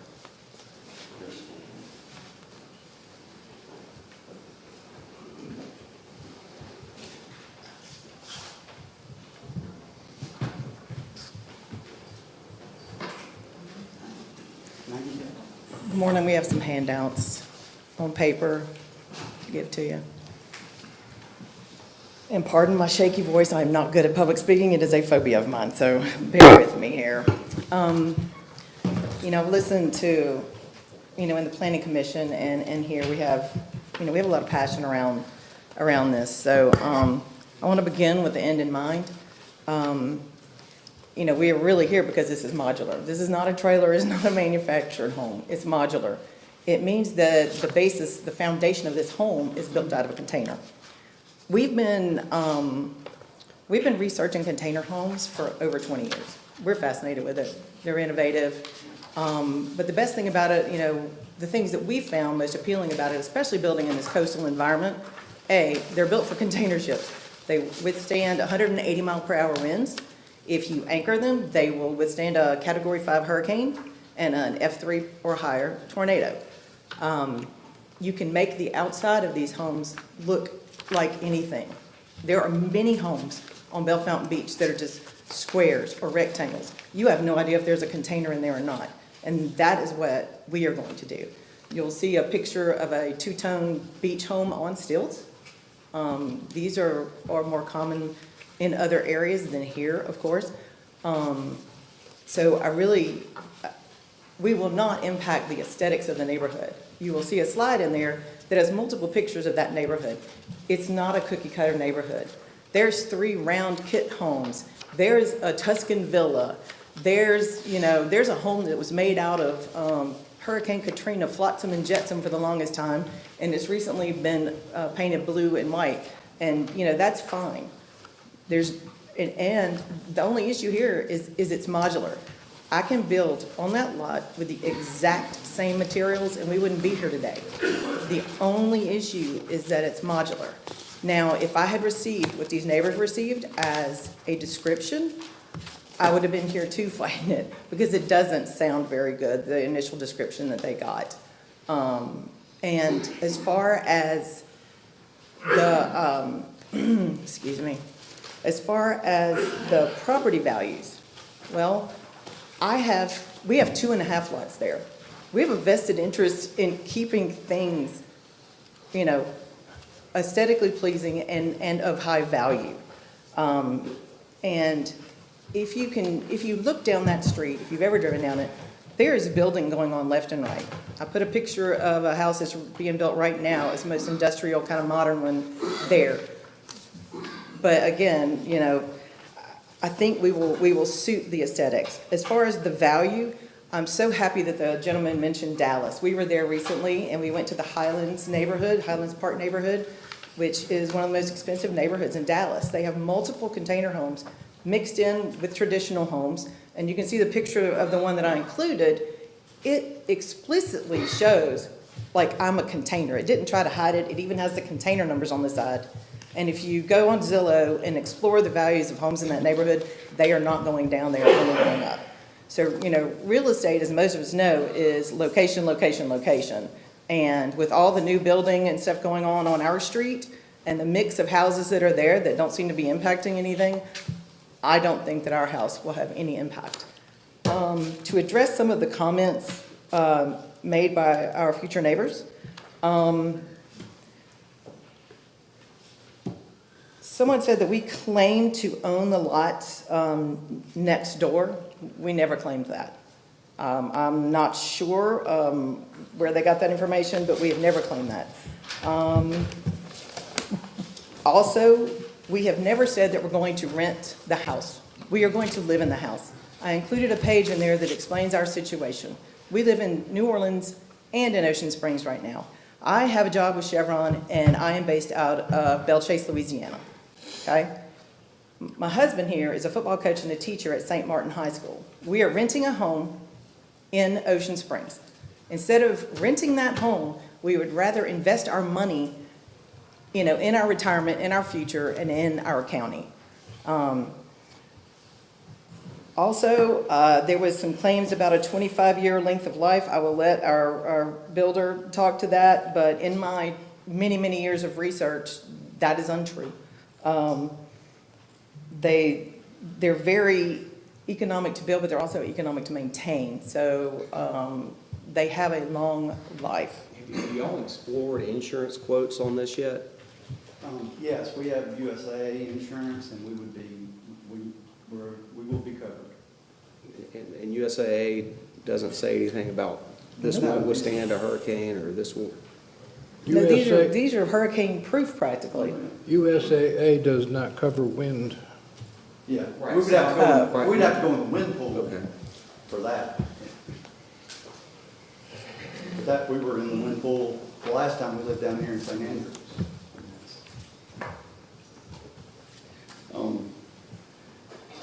Any other, what else? What else did I miss?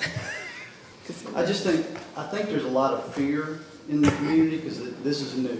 And anytime you do something new, somebody said this is experimental. This is not experimental.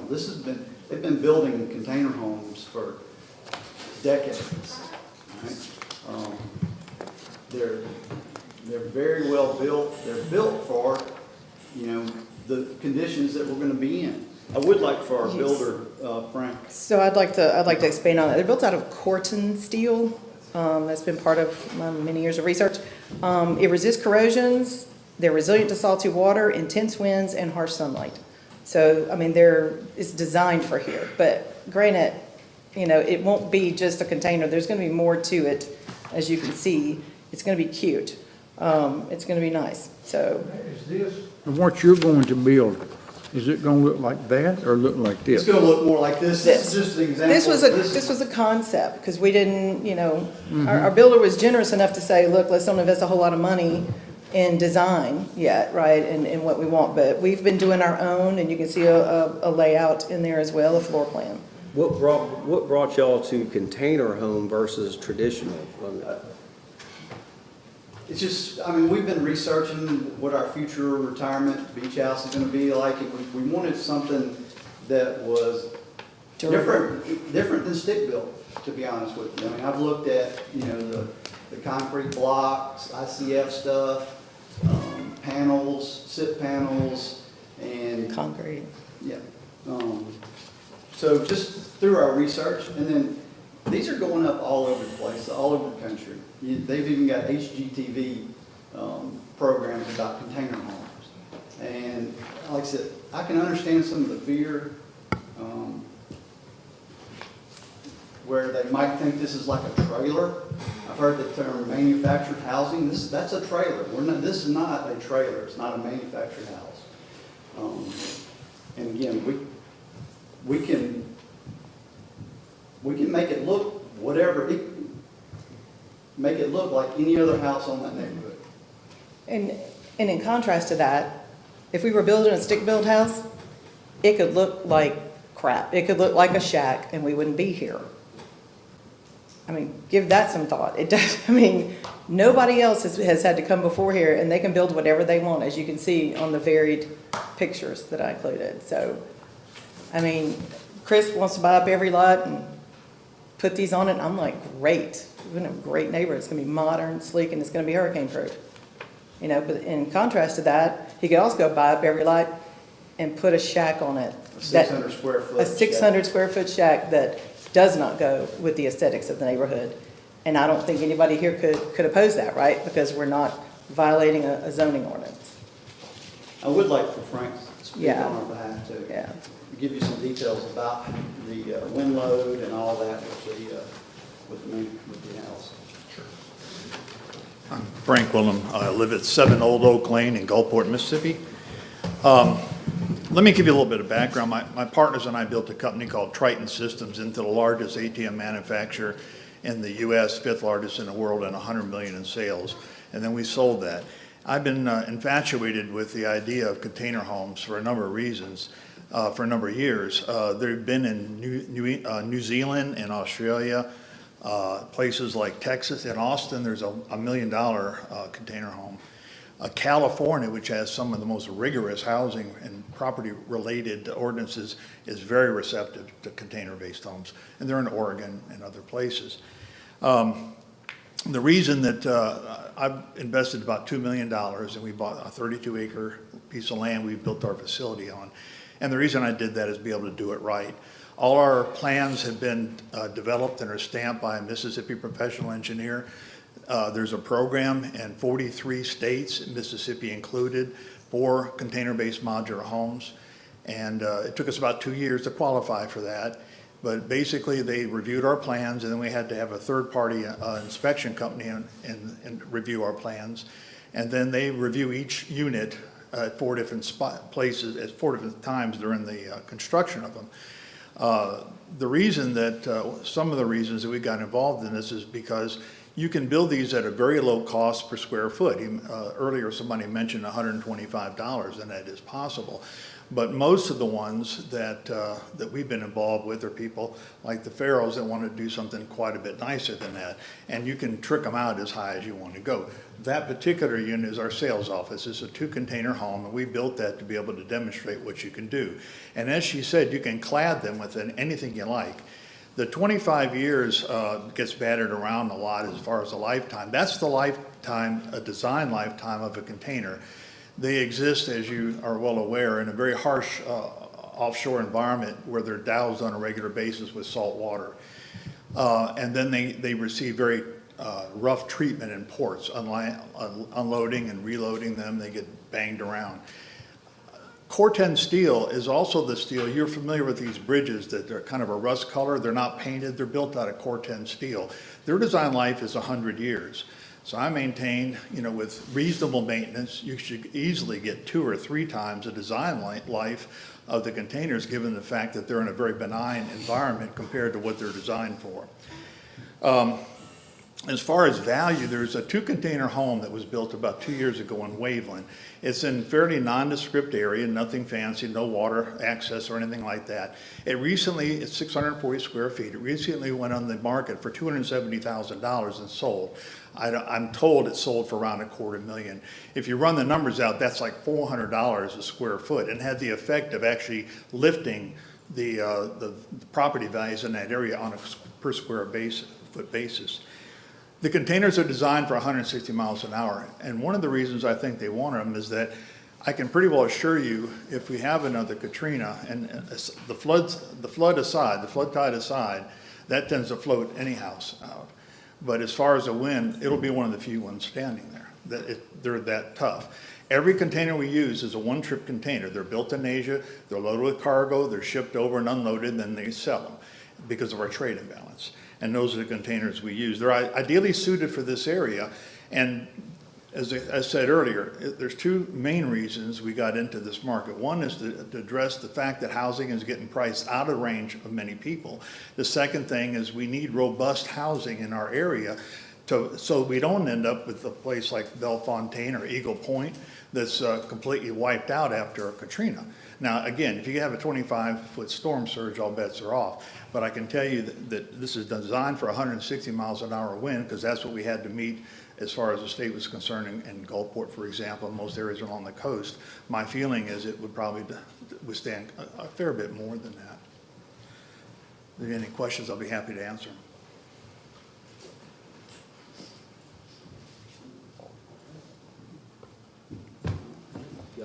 Anybody else in support of? All right, Marcus, we want to bring back the original appellate.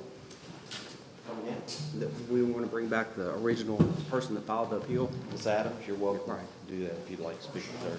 Or Sean, either one. Ms. Adams. For the closing. Meet the definition of a modular home. Yes, sir, it does. It's an off-site built home. Yes, sir. Hello. First of all, I'd just like to clarify the fact that the Farrells mentioned that they never said that they own the adjacent lots. I can give to you, in their original application for a special exemption, it says the septic tank will be located on an adjacent lot owned by the same people.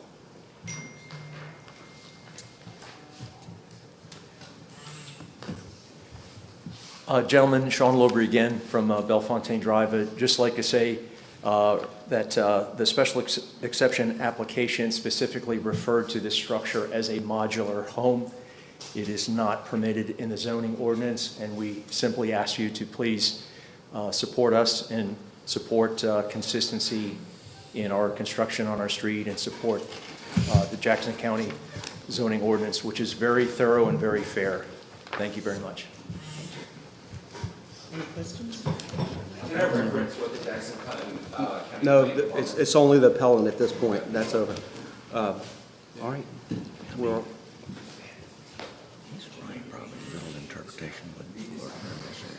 they already finished. All right. We'll talk through. Do you have any more questions, anybody? Go ahead. All right, so I'll make a motion to overturn the planning commission's decision. And this, in my opinion, this doesn't meet our current zoning requirements. The zoning requirements are clear that no modular homes can be placed in V zones or I think we amended it to R1, didn't we? Yes. You can't even put a modular home in an R1 or R1A.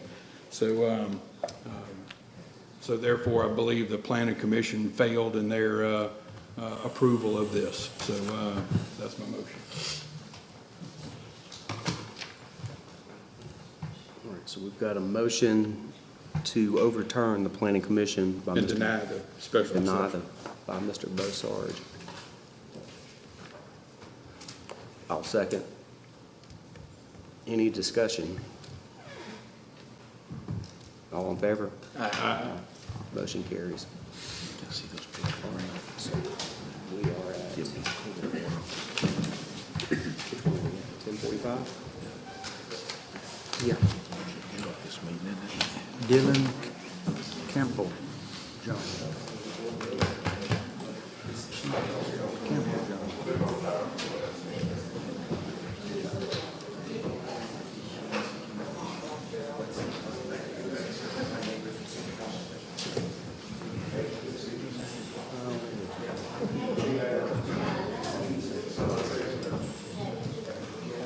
Thank you.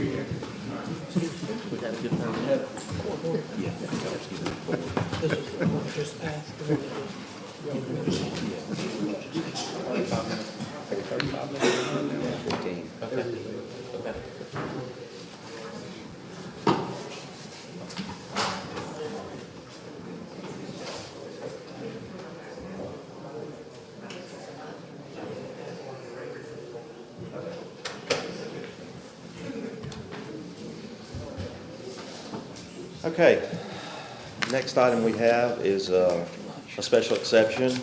Of course, same hearing, March 20th, the Planning Commission heard the application SPC 01-2024-00030, a special exception to allow a utility trailer and a boat to be parked on vacant property across the street from the applicant's residence. The property owner is Dylan Campbell John. Of course, the property is R1 area. It's 0.26 acres in size and is located in a special flood hazard area, an AE zone with a 16-foot elevation requirement. This is located on Gum Street in the Fontainebleau area. This was brought to the Planning Commission as a code violation because the trailer and the stuff was on vacant property without a residence there, and our ordinance does not allow that. The applicant stated he didn't have enough room to park this on his property, so he owns the property adjacent to him, so he just would like to park it there. Of course, the Planning Commission voted 4-3 to deny this application, and Mr. Campbell John is here, so he'd like to present his appeal.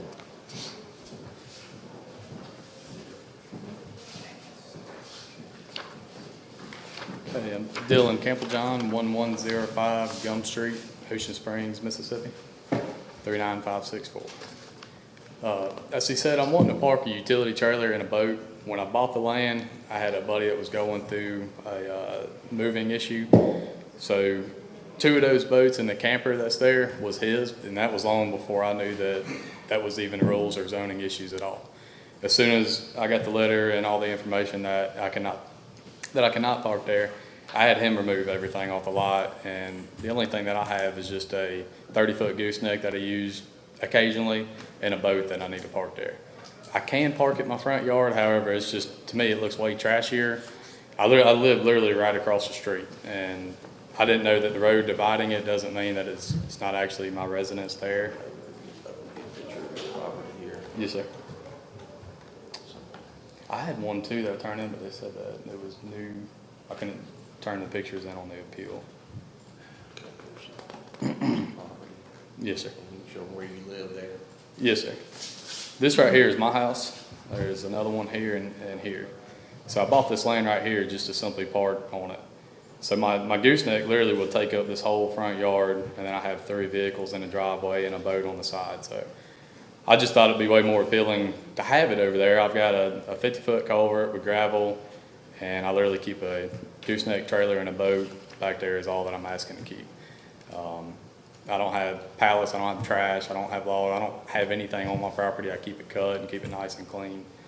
I mean, again, I can park in my front yard, I just feel like it looks way worse. I had a neighbor that come to it as an issue and brought it about, so that's why I'm here today.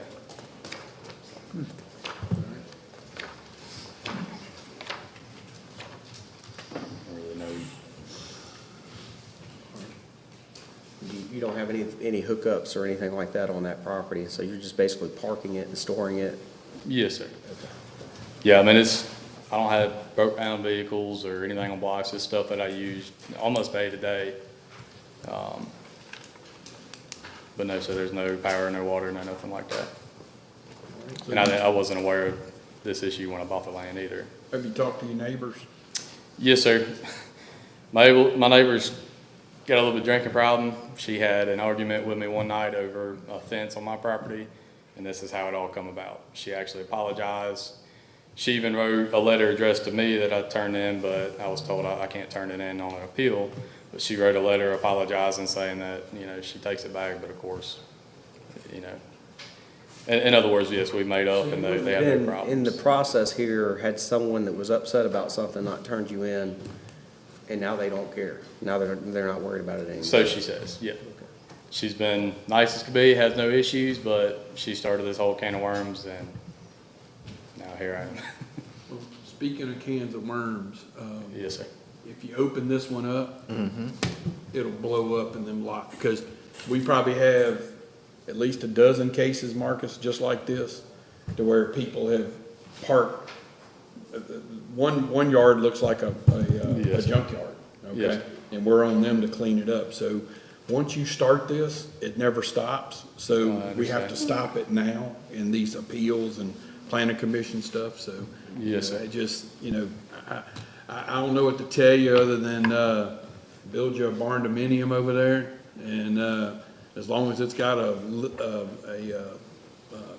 heated and cooled living space in it, yes, sir, you can store your stuff inside the barn dominium. That's becoming popular down there. People are building a residential barn dominium that they're able to store stuff in and has a living space. That's all our ordinance requires. Yes, it requires you have to have a living space to be able to store your trailers, boats, whatever there. So, but not like, you just can't have open storage like this. It's just, I understand. There's too many vacant lots down there, and we have requests every month of somebody that wants to just clear one and put an RV there. Yes, we can't even do that. So we're trying to clean the area up, you know, so we have a lot of cases down there. We're trying to clean them up. Yes, sir. I turned in some pictures as well, but again, that was before I knew that I couldn't do that. There was well over 10 pictures I have of other areas and other lots in that neighborhood, and there's stuff that's been sitting for 10 plus years on blocks and look like junk. So I understand the rules are rules, but I also understand there's we got cases on them too. So yes, sir. It's just a matter of time before they're in front of the judge. Unfortunately, it takes longer to get one of these cleaned up than it takes to find one in violation. So there you go. So is there any way to connect that land to my property, or is the road dividing it? The road you can't. Yeah, the road. So without building if it was something next door, now if you want to buy the lot next door and build you a whole new house and storage yard. It's hard to see, but there is a house right here. That's the neighbor that complained. Okay. So I'm in the middle, and this land they won't sell. So I got you. you know, that I didn't know about these rules until after I bought the lot, put it there, and then I got this letter, and I'm like, oh boy, so. Yeah, again, I feel like it looks way worse in the front yard, but I understand there's rules against it too, so. Go through the process. What if you buy an enclosed structure? It has to be heated and cooled. Yeah. Like I said, a barn dominium are becoming, I think we got one under construction down there, don't we, Marcus? We did. Yeah. Yes, sir. Yeah, and they have a living space of about 600 square feet, I think, and then they've got Yes, sir. 1,200 square feet of garage. So Yes, the sir. garage is actually more than, but it meets the requirements. So we don't have a minimum square footage requirement on heated and cooled living area. So you can actually have more garage than you have heated and cooled, yeah. No, there's nothing against the code on that. Well, this is a house I don't plan to stay in forever, and so to invest money into the property just to park is, which I understand your point, but, you know, so, okay. We need to go any further with that? Anybody here for or against, Marcus? See if someone's here for it. Is anybody else here for this issue? I'll make a motion to uphold the planning commission's recommendation and not approve this variance.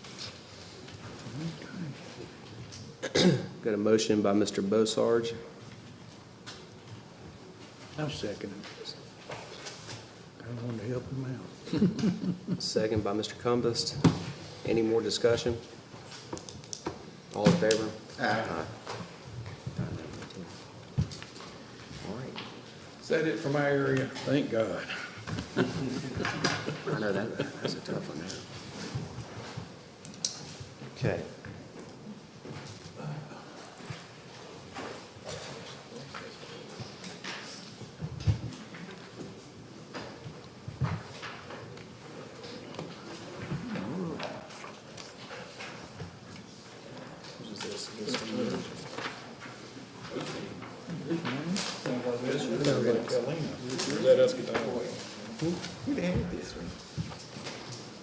Okay, the next item we have is also a special exception. Same meeting, March the 20th, the Planning Commission heard this application for SPC 01-2024-00015, a special exception to allow personal vehicles to remain on property. The property owner is Hazel Talk. The property is zoned A1 General Agricultural. It's 20 acres in size. It's not located in a special flood hazard area, and the address is 13115 Oak Haven in the Helena area. The applicant stated that they would have 40 to 50 trucks or vehicles stored on personal property, and he intended to construct a fence to kind of hide it from public view. Of course, we had several objections from neighbors, and they submitted pictures and evidence of a possible business and being run on Facebook, Facebook Marketplace, selling parts, that type of thing. We had pictures that were submitted by Tammy Switzer, and also a letter, I think it was the letter you have now, was submitted since we turned in the packet, so that's a brand new letter that you have. The Planning Commission voted unanimously to deny this application, and I believe Mr. and Mrs. Hall are here to present their appeal.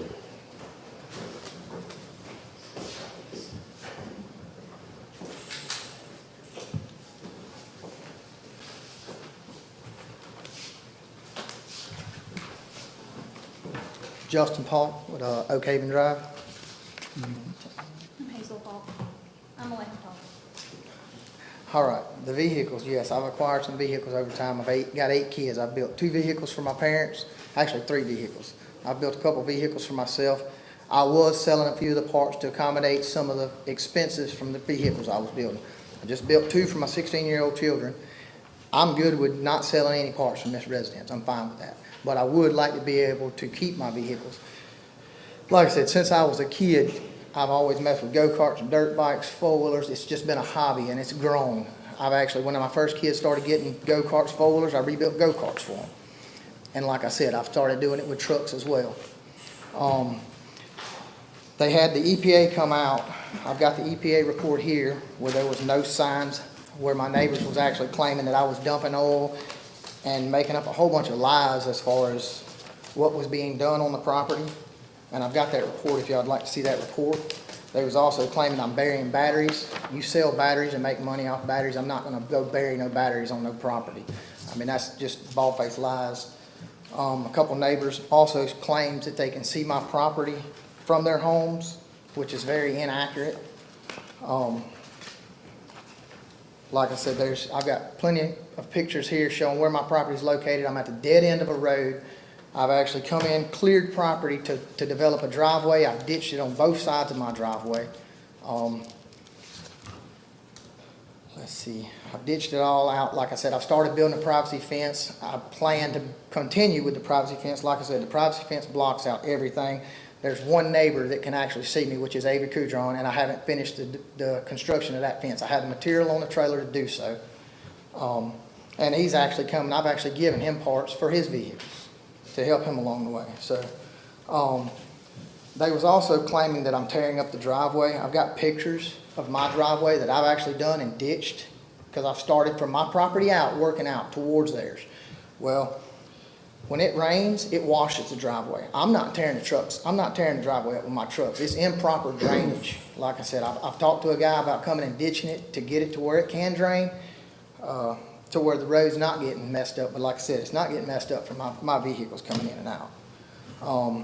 Also, the roads, they were saying that the blacktop roads can't withstand the weight of my trucks. I weighed 2 trucks of mine on a trailer, which weighed out at like 18,000 pounds. I've got pictures of that as well. A school bus weighs 22 to 30,000 pounds. So they're telling me that my trucks are too heavy for this blacktop road, but you're allowing children to ride in a school bus on this same road. So I don't understand where the roads are not built strong enough. Would y'all like to see any of these pictures? Brian, he'll pass Just them hand on. them, he can pass them around, yeah. Like I said, I have the overview of the property. Like I said, this is, you just kind of scan it. Like I said, I printed a few off of the vehicles that I did for my children and my parents. This is the EPA report showing no sign of intentional dumpage. There's where you sell batteries from, where you don't bury batteries in parts.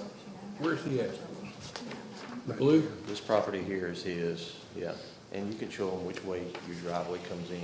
See this, okay. Starting right here, when I bought the property, this was all wooded. This was completely wooded. I've got updated pictures where I've cleared this whole patch of woods out, which did expose my property more to neighbors, which like I said, if you look in the pictures, you can't see any of the neighbors. The closest neighbor is Avery right here.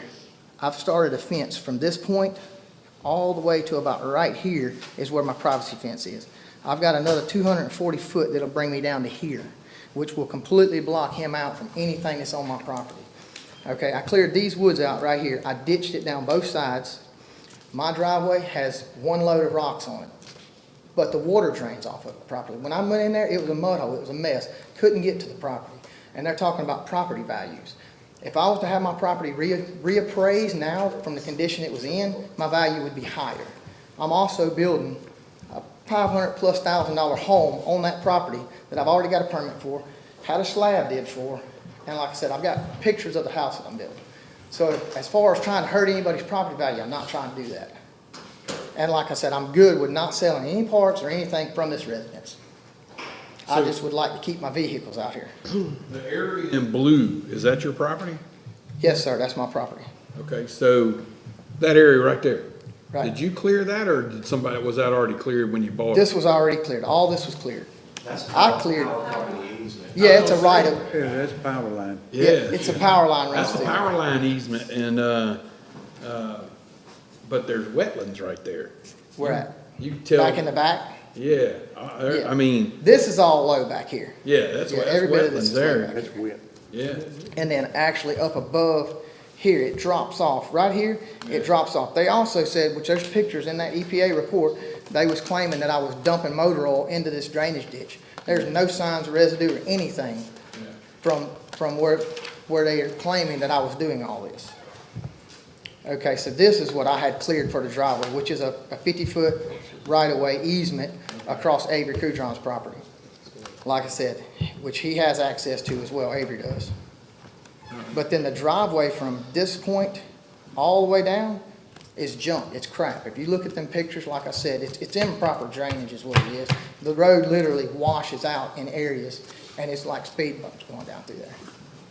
So, and like I said, I understand the point, you're not supposed to run a business from there. I'm good with not selling any parts from that property, but I would like to be able to keep my vehicles there. Because like I said, I've built several vehicles for myself, I've built 3 for my children, and I've got 5 more kids that I'm gonna do it for. What else do I have? Is anybody else here today about this issue? I also had a road petition that I talked to the school about getting a school bus turnaround down there also. I've already talked to the school about it. They said if I can get the road developed good enough to where a school bus can come down there and make a turn and leave out of there and not get stuck, they was good with it. They would have to approve it. But like I said, I'm also trying to get where garbage trucks can come down there, turn around, school bus can turn around, and all that. I'm not trying to downgrade anybody's land. I'd like to improve it. So. And some of these neighbors that are complaining about the property values have several piles of junk across from their property, on their property, and so forth. Just to clarify, we can't limit him on the number of personal vehicles he has on his property as long as they're operable and tagged. That's what our ordinance says. Now, I believe most of these are not. That's the reason why we're here. Yeah. Okay. And that's another thing, like I said, the fence, the only way you can even see my property is if you physically come onto my property. You cannot see from right here at this end where my driveway starts, you do not see anything on my property until you get about to this point on the driveway. And like I said, I did clean up a bunch of the vehicles and I cleaned up a lot of the stuff. There was some trash piles out there that I had cleaned up that I didn't realize you couldn't burn trash, but that was my mess up. Okay. All right. Yeah. Oh, yeah, whatever pictures. I'm the one of the houses that just said. All right, so you're gonna have to come up here and give your name and address. Oh, the pictures he could.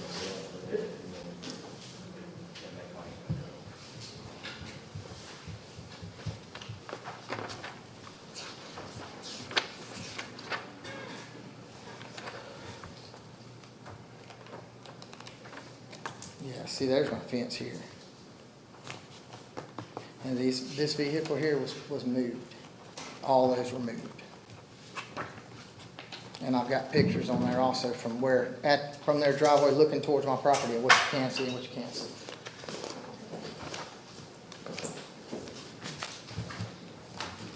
Give your name and address. This lady has to take it all down. Cameron Switzer, 13025 Brookhaven Drive. And this picture, that's from my front yard. And on that map, if I think I'm going the right way,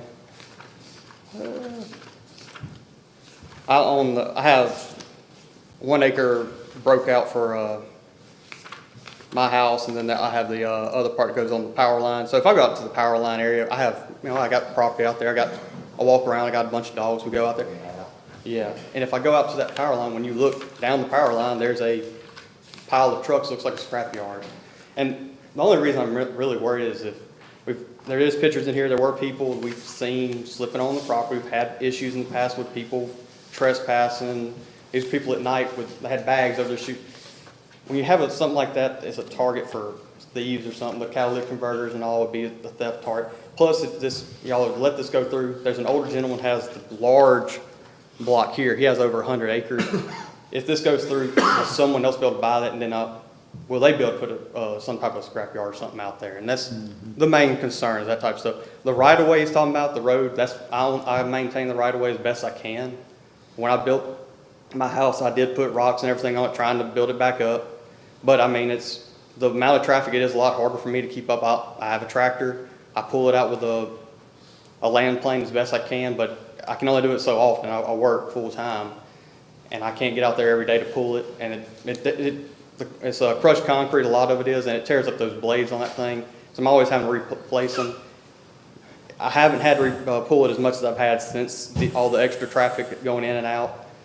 it is a lot more work for me. And like I said, I own this house here, and then this property around me is where I am. And like I said, I got trails and stuff. I go out here on this, and you can see that power line is completely open. You can see, if you go on power line, there it is. There's the trucks. So. Okay. All right. Thank y'all. Anybody else here for this issue? All right. Oh, yeah, what is back? He's raising his hand.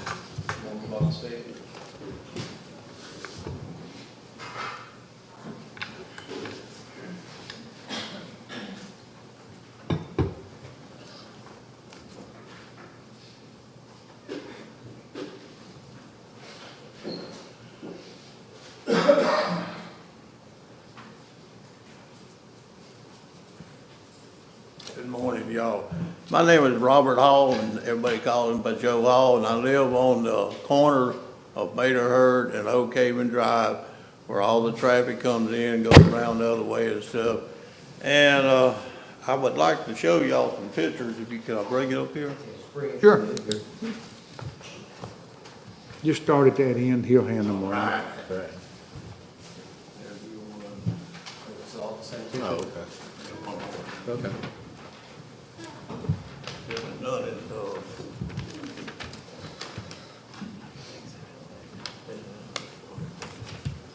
Is that upside down? and while we're tearing the roads up, the in and out of traffic, they can't stay on the asphalt. They on each side of the road tearing the embankment up. The county has come up there and tried to repair it. They're supposed to come back up there and do it. And it's been going on for about a year. And speeding, reckless driving, and all the stuff right there close to the neighbors and stuff. The road back there is not compatible to any business. Going by the county's inspection of it and stuff about a month ago, Mr. O'Neill come up there and looked at it, and it's not compatible for the traffic and the weight and stuff that's being hauled out there. If you look on these pictures, they not showing all these cars on these pictures back in December. Okay, we're talking about over 70-some cars by trucks back there, you know, combined, you know. And natural draining. There is natural drains all through this area, even though we're by my house. It's all through here. Where's all this stuff going to? You know what I'm talking about? And the batteries sitting around, all being spilled and stuff. Where's this all going to? How's they cleaning it up and stuff? And they're talking about storing not one or two cars. We're talking about a bunch of it. They have got ads on Facebook selling these vehicles to Germany, to everywhere, all over the world. They're selling these vehicles. And they're gonna make our taxes go up, property tax go up. And I've been up there since 1973, I lived there. Excuse me, one of the quietest neighborhoods in the private neighborhoods that you would ever want to be in. And this is the reason all of us bought the property, and I inherited property up there from my great-grandpa that homesteaded. Up there, 40 acres joining his property, their property. Okay, why would we want to mess up a bunch of people that's been there for years? Just because one certain person says he wants to have a hobby back there and making everything mess up. It's gonna cost the county, Mr. O'Neill told me it's gonna cost the county, if they have to widen these roads and fix them, $10,000 to $20,000 just to add on to these roads. And they gonna tear them up as they're going in and out. We got cameras on our property all the way around.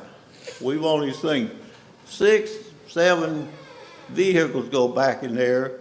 Every one of them ones you see on the pictures was brought back there at nighttime, sneaking them in.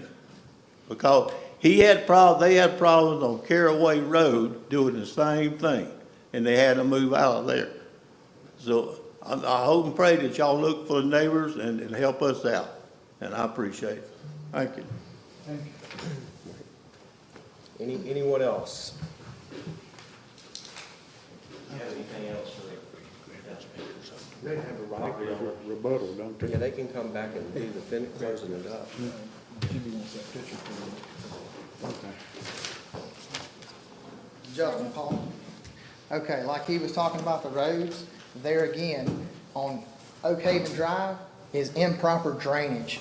The county went and had to install, and Joe Hall can come back up here and verify this, the roads were not draining properly. They installed 3 big culverts to start getting this road to drain, the blacktop road, because the water was just piling up on the side of the roads. So when that water doesn't drain and go to the other side, it's gonna go under the road or across the road. I mean, it's a given. So if there wasn't a problem with drainage on that road, why would they have went and installed 3 big, huge culverts to resolve this issue? So, and there again, like I said, he was talking about the drainage. You can look at the EPA report. There's no signs of oil on there, no intentional dumping, no oil residue in that drainage that they was claiming. So, and like I said, I'm fine with not selling any of the parts from that property. I'm good with that. I would just like to keep my vehicles there, and the bulk of them posts are old posts, which granted, I told him, Marcus, I told Mr. Marcus I would get the fence up where there was no kind of issues where neighbors could see it. I cleaned up the whole power line that Cameron's talking about. Every single one of them trucks are off that power line now. Like I said, I moved them back over behind my privacy fence where if he does go out there to walk his dog, like he claims he does, he can't see them. They're no longer over there. And like I said, if you look in that report, matter of fact, the EPA report, he's got pictures posted across the property where them trucks are gone from. You can see the garbage pile still, but there's a lot of wood and stuff left in that. So, and then what he said on property values. So what you're saying is that picture that he just showed us from December? Which one? This picture. I didn't see that picture, so. Yeah, the picture with all those vehicles on it right there? Those vehicles are gone? No, they're no longer. All these was moved, because this is where Cameron says, yes, he could see down there. Yeah. So when we come here to this last board meeting, yes, all the vehicles was there. Now, where'd they go? Okay, I moved them over here behind my privacy fence that I had built, which I was told if I had a privacy fence up and they couldn't be viewed from other neighbors, there shouldn't really be a problem. But So that's what I did. You still have that many vehicles No, I there? don't have that many. I've hauled Okay. a bunch of them off. I did haul. So how many would you have to say you got out there? I'd have to go back and count. I'd probably have 50, 60 vehicles, because like I said, That's a junkyard. it's a bunch of vehicles. I mean, But like I come on, said, man. I've also built a lot of vehicles out of those vehicles. On that agricultural property. Well, I mean, what needs to be done as far as if I was to convert it to commercial property? I mean, okay, go ahead. EPA report states that nothing is going on, probably it shouldn't be. Yes, there's a bunch of crap and I don't agree with sometimes, and that's why we're building a privacy fence, because I'm building a fine freaking house and I don't want to see them. So it's gonna have something to go around all the way around the corners, because I don't want to do it. But It don't matter if you have a privacy fence all the way around it. They're not allowed. If you got more than 5 vehicles, you're running a business, okay? And that's fine. Well, hold on. And- That's too much, that's too much. Now, y'all can have this conversation. Is there anything else you need to add before we make our decision? Yeah, what was you saying about, go ahead, I'm sorry. So with that being said, we are building a house and there is trucks on there. So whatever y'all determine at the end of the day is what y'all do on our own property. I understand that you can't do what you want to do on your own property nowadays in time. But the lies have got to stop somewhere, because there's not people flying in and out of there. I got Live 360 on all of my children. I know right now I have 3 personal vehicles myself. I have a company work truck, I have a Tahoe, and I have another car. Then I have 4 children that are driving. So you got 4 kids in and out of there all the time. They're 16 years old, 17 years old. We got one graduating this week. So, I mean, we do have a huge amount of traffic, but a lot of it is traveling in and out with our families and our kids and this person, that person coming in. It's not that we're intentionally, but you got kids, you got stuff. You got people coming in and out. I leave early mornings, come home late nights. It's just, it's gonna happen that way. Some of this stuff they're making up, I don't agree with, and I don't think that it should be presented in here. And then taking pictures, we have done some things and researches, and there's gonna be other court dates too to go along with this, because of the fact of invading privacy and doing things that you shouldn't do on our property. Yeah, flying drones over our property. So with that being said, I agree with some of them, I agree with some of y'all, but at the end of the day, some of this has got to, you can't just tell us we can't have everything. Personally, yeah, you can, I know, but personally, we have at least 10, 15 vehicles. So other than that, I mean, his junk stuff, understood, but other than that, they can't stop us from having people in and out. Run, Yeah. then We that's have tons, fine. and then I have my dad's old truck So I that I just was tag left, them. then his, and, you know what I mean? So, we gotta have some kind of happy medium, make them happy, make us happy, make y'all happy, make everybody happy. Like I said, I've tried to build the fence, I've tried to get the roads built, I've got a guy coming to ditch the roads. I mean, like I said, I'm trying to appease them, but like I said, it's. No, but you're missing the point, you got too many vehicles. Yeah, and that's what I said, I could downsize and get rid of some of them, I'm good with that. No, you don't have to get rid of anything that's not tagged. Okay, so I'll just tag them then. But anyway. So I All gotta right. tag them. So what kind of business y'all own? We actually own 63 Nutrition, we actually own a competition cheer team, and then she works full-time with Power Cranes, and I work with, performance contractors. Okay. So, and like I said, this was my hobby. Huh? You ain't got no business there, that Facebook stuff's all old now. Yeah, I mean, every one of them posts are old posts, but like I said, it's whatever. All right. So what were you saying about the fence? Just for clarification, Mr. Combs, tagged and operable is what the ordinance says. I'm sorry, Marcus, I'm sorry. Thank you, Marcus. All right. Nothing else, I'm gonna make a motion that we uphold the planning commission decision on special exception 01-2024-00015. I second it. We've got a motion by Mr. Cumbest, a second by Mr. Morris. Any discussion? All in favor? Aye. Motion carries. Now, you can appeal to the court, you have that option. Don't get tired of them.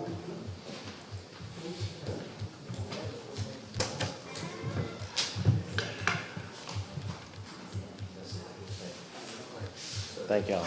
Oh, that's it, Marcus. Now we got what? Renewable. Is James Parker here still? Renewable energy? I guess we'll put him on another day, or whatever.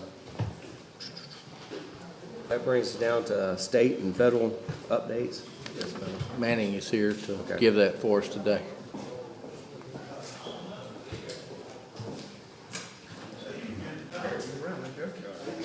Oh, I know that. Yeah, that's exactly what that Ain't is. ain't no doubt about that, yeah. He may move out state line. Boy, they gotta go. What did they not understand about it? They need to go. Hey, y'all. That was the easiest. Hey, y'all. A1 and A1's over there. What is their name? He can't hear anyway, I don't think. What's Troy. They're clearing out now. Yeah.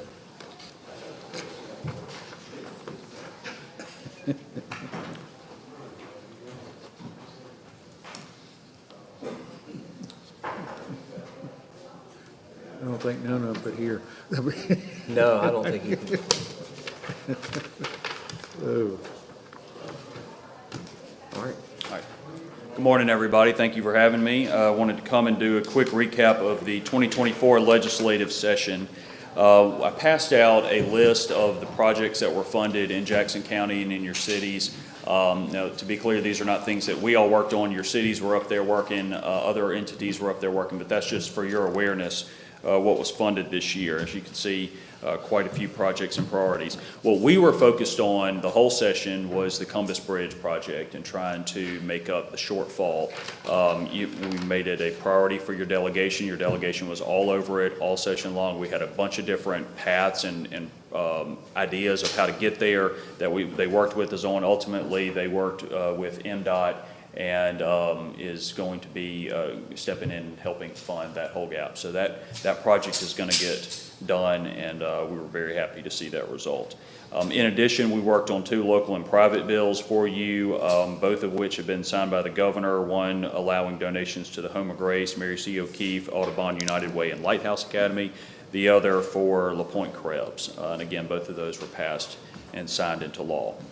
The other project we worked on that came up towards the middle of the session was county garbage collections. Right now, general law caps those at 6 mills. There's one county, Hinds County, is able to go to 7 mills. We were trying to get involved in that. We had some legislation moving through. For a variety of reasons, it didn't come out of the House. So at the end of the session, we worked with one of the Hinds legislators and found a separate vehicle that was going to conference. And we actually got our language included in the conference report. It was passed in the Senate on the last afternoon of the session, but the House did not take up that conference report and pass it. So ultimately, we were not able to get that done, even though we had it in the conference report on the last day to be adopted. So unfortunately, that one fell short just at the very end. That's something we can work on in the future. In addition, what we monitored some more mental health legislation. They were working on, they changed some of the civil commitment processes. There were increased reporting to boards of supervisors, sheriffs, and other entities, sort of the same trajectory that we started last year, trying to put a little more accountability in that system. We worked on that. And then there was a move this year about tidelands. So we made sure that the county's authorities over your beaches were not impeded in any way in some of those negotiations. And then one final note, we got $10 million for the new MDOT multimodal program that's for ports, airports, and railroads. And as a side note, the airport received $900,000 from the previous round. So we've got another $10 million going into that. I'll pause there and see if you got any questions about the legislative session before I give you a federal update. So I had misspoke on that last time I gave a report on the 7 mil cap. It was into the very last moment, and then the House didn't take that up. And you didn't misspoke, I misinformed you. I made an assumption that everything at the end, I was busily reading bond bills and appropriations bills, and I assumed the House acted before they went home, and they didn't. So that was my fault. So it did not get to. So is it dead? It's dead. It's dead for this year, yep. Have that next year. Be addressed. Yes, sir. Yeah. Okay.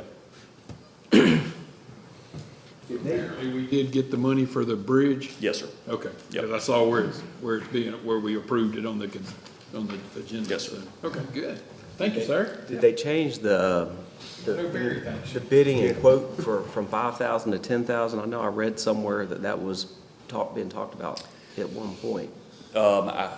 I don't know if, I feel like there was something about that, maybe in some specific circumstances. There's going to be a big discussion about procurement over the next 3 years. They didn't want to do it in the first term, or the first year of this term, but we've got new chairmen in both the House and the Senate that oversee procurement, and I've heard a lot of conversations about they want to take a big look at that over the next couple of years. So to the extent y'all have any guidance or opinions on that, that's worth talking about for next January. So what's it looking like for next year, Manning? You think they're gonna have as much money to to give out than they had this year? It seems like that train is ending. I think Okay. we were up less than 1% last month over projection. So I think you definitely see that slow down. They may have a little more money, but this hundreds and hundreds of millions of dollars is over. Appears that way, It's at been least. spent. Yep, that's right. I guess some of that is the income tax phase in, has an effect on that. Some of it is just the economy cooling after all the COVID infusions. And just, we've had several years of just big surpluses they've built up, and they've spent them. One big thing they did to spend those dollars, they revamped the education funding formula, which I don't think I have those figures here in front of me, but both the county school districts and your school districts here stood to have some pretty significant increases, I think, with the exception of Moss Point that I think had some, because of some declining populations. But I think there's some hold harmless provisions in there for a couple of years. Okay. Yeah. The 1.5 for the healthcare academy, that's new money? I believe that was a reappropriation. If you look next to it, they had to reappropriate. Is that correct? Wasn't they short some money, Brian? Yes, they were. It says general improvements, healthcare academy. Is that gonna cover it? This one That's not a reappropriation, that's new money. That was like new money. Is that 1.5 gonna cover it? That's less than what they were requesting, so I'll have to find out about that. I think they'll still be short, but, I mean, the project's under construction. so. Right. So does this get them that floor that they were leaving out? Does this get them that, or they still gonna leave out that, or not finish out that top floor? I think it's gonna be a shell at this Okay. point, yeah. On the federal side, wanted to give you a couple updates since the last time I was here. Your $2.5 million for the airport that was in the appropriations bills from last year, that was signed into law in March, so that money is on its way. We're making some progress on Go Mesa, and remember, there's a cap on the amount of money that can be distributed to states and counties, as well as a percentage that's lower. We're making progress on removing that cap, working with our delegation and the Louisiana delegation. There's a chance this gets done later this year before they go home at the end of the year. And that could end up being some significant increases for the state and for the county. And Go Mesa money. At all? No, yep. Wow. Yep. Wow. So right now, just a couple of years ago, they started busting through that cap. So the cap went into effect a couple of years ago, and, you know, they're projecting, you know, pretty significant increases. So working on that, also working on risk rating 2.0 always. Congressman Ezel submitted some questions to FEMA last week or 2 weeks ago when they testified. So we're trying to just keep the pressure up on FEMA about risk rating 2.0. And then I'll be coming back to y'all. We'll have our districts, our staff in the districts in August during their recess. So we'd love to have our Senate staffs and our and Congressman Ezel's staff come through here and see y'all while they're in the district in August. Okay. Any other questions? Do we need to go to Washington anytime soon, you think? I think this year we've got, other than those two things, we've kind of got, you know, that's kind of where we are right now, and we're happy to put a trip together later this year. That because it's an election year, they're going to be down in the state a good bit. You know, really just most of June, and then really September, and then back in December. So yeah, we can find some times if y'all like to take a trip up. We need to go. I mean, yeah. Like you said. I don't like flying anyway. Me neither. But we can catch them while they're here. If you Yes, want sir. to. That works for me. Yep. And in the Medicaid expansion, all that stuff died up there, right? They got It died. They got very close. It broke down over a work requirement, how strong to enforce that work requirement and how many hours. They did pass a new state exchange. You know, those state exchanges right now sort of work as kind of a middle ground where you're getting a federal subsidy to have health insurance, but it's not Medicaid, but it can end up being free to you. They did pass a state exchange on that, so we'll see. Maybe they try to see if that can help fill the gap or not, but I'm sure this will come back next year. So on that North Rail connector, is that all the money we needed, or we still need more? No, they need a lot more. Short, How much more short? I think we need about double it. Yeah, about Yeah, 6 million they more. needed like 12 or something. Yeah. for that, yeah. Well, I think when I got 7 on secret. Guess we'll try again next year. Looks like it. All right. All right. All right. Thanks. All right. Thank you. Thank you, Manny. Thank you, sir. What's that bring us to? Resolution accepting the resignation of Bonnie Granger as a Board of Trustee. Yeah. I make that motion. Got a motion by Mr. Bossarge. Second by Mr. Morris. All in favor? Aye. Motion carries. And then we need a resolution appointing April McDonald to the Senior River Health Board of Trustees. I make that motion. Motion by Mr. Bossarge. Oh, second. Second by Mr. Cumbest. Any discussion? All in favor? Aye. Motion carries. All right. Did we have any other supervisor items, Mr. Cumbest? Mr. Morris? Mr. Taylor? Oh, he's not. Yeah, he left. Mr. Taylor has left.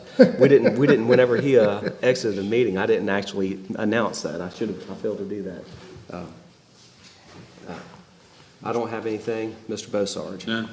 All right, that brings us to closed session.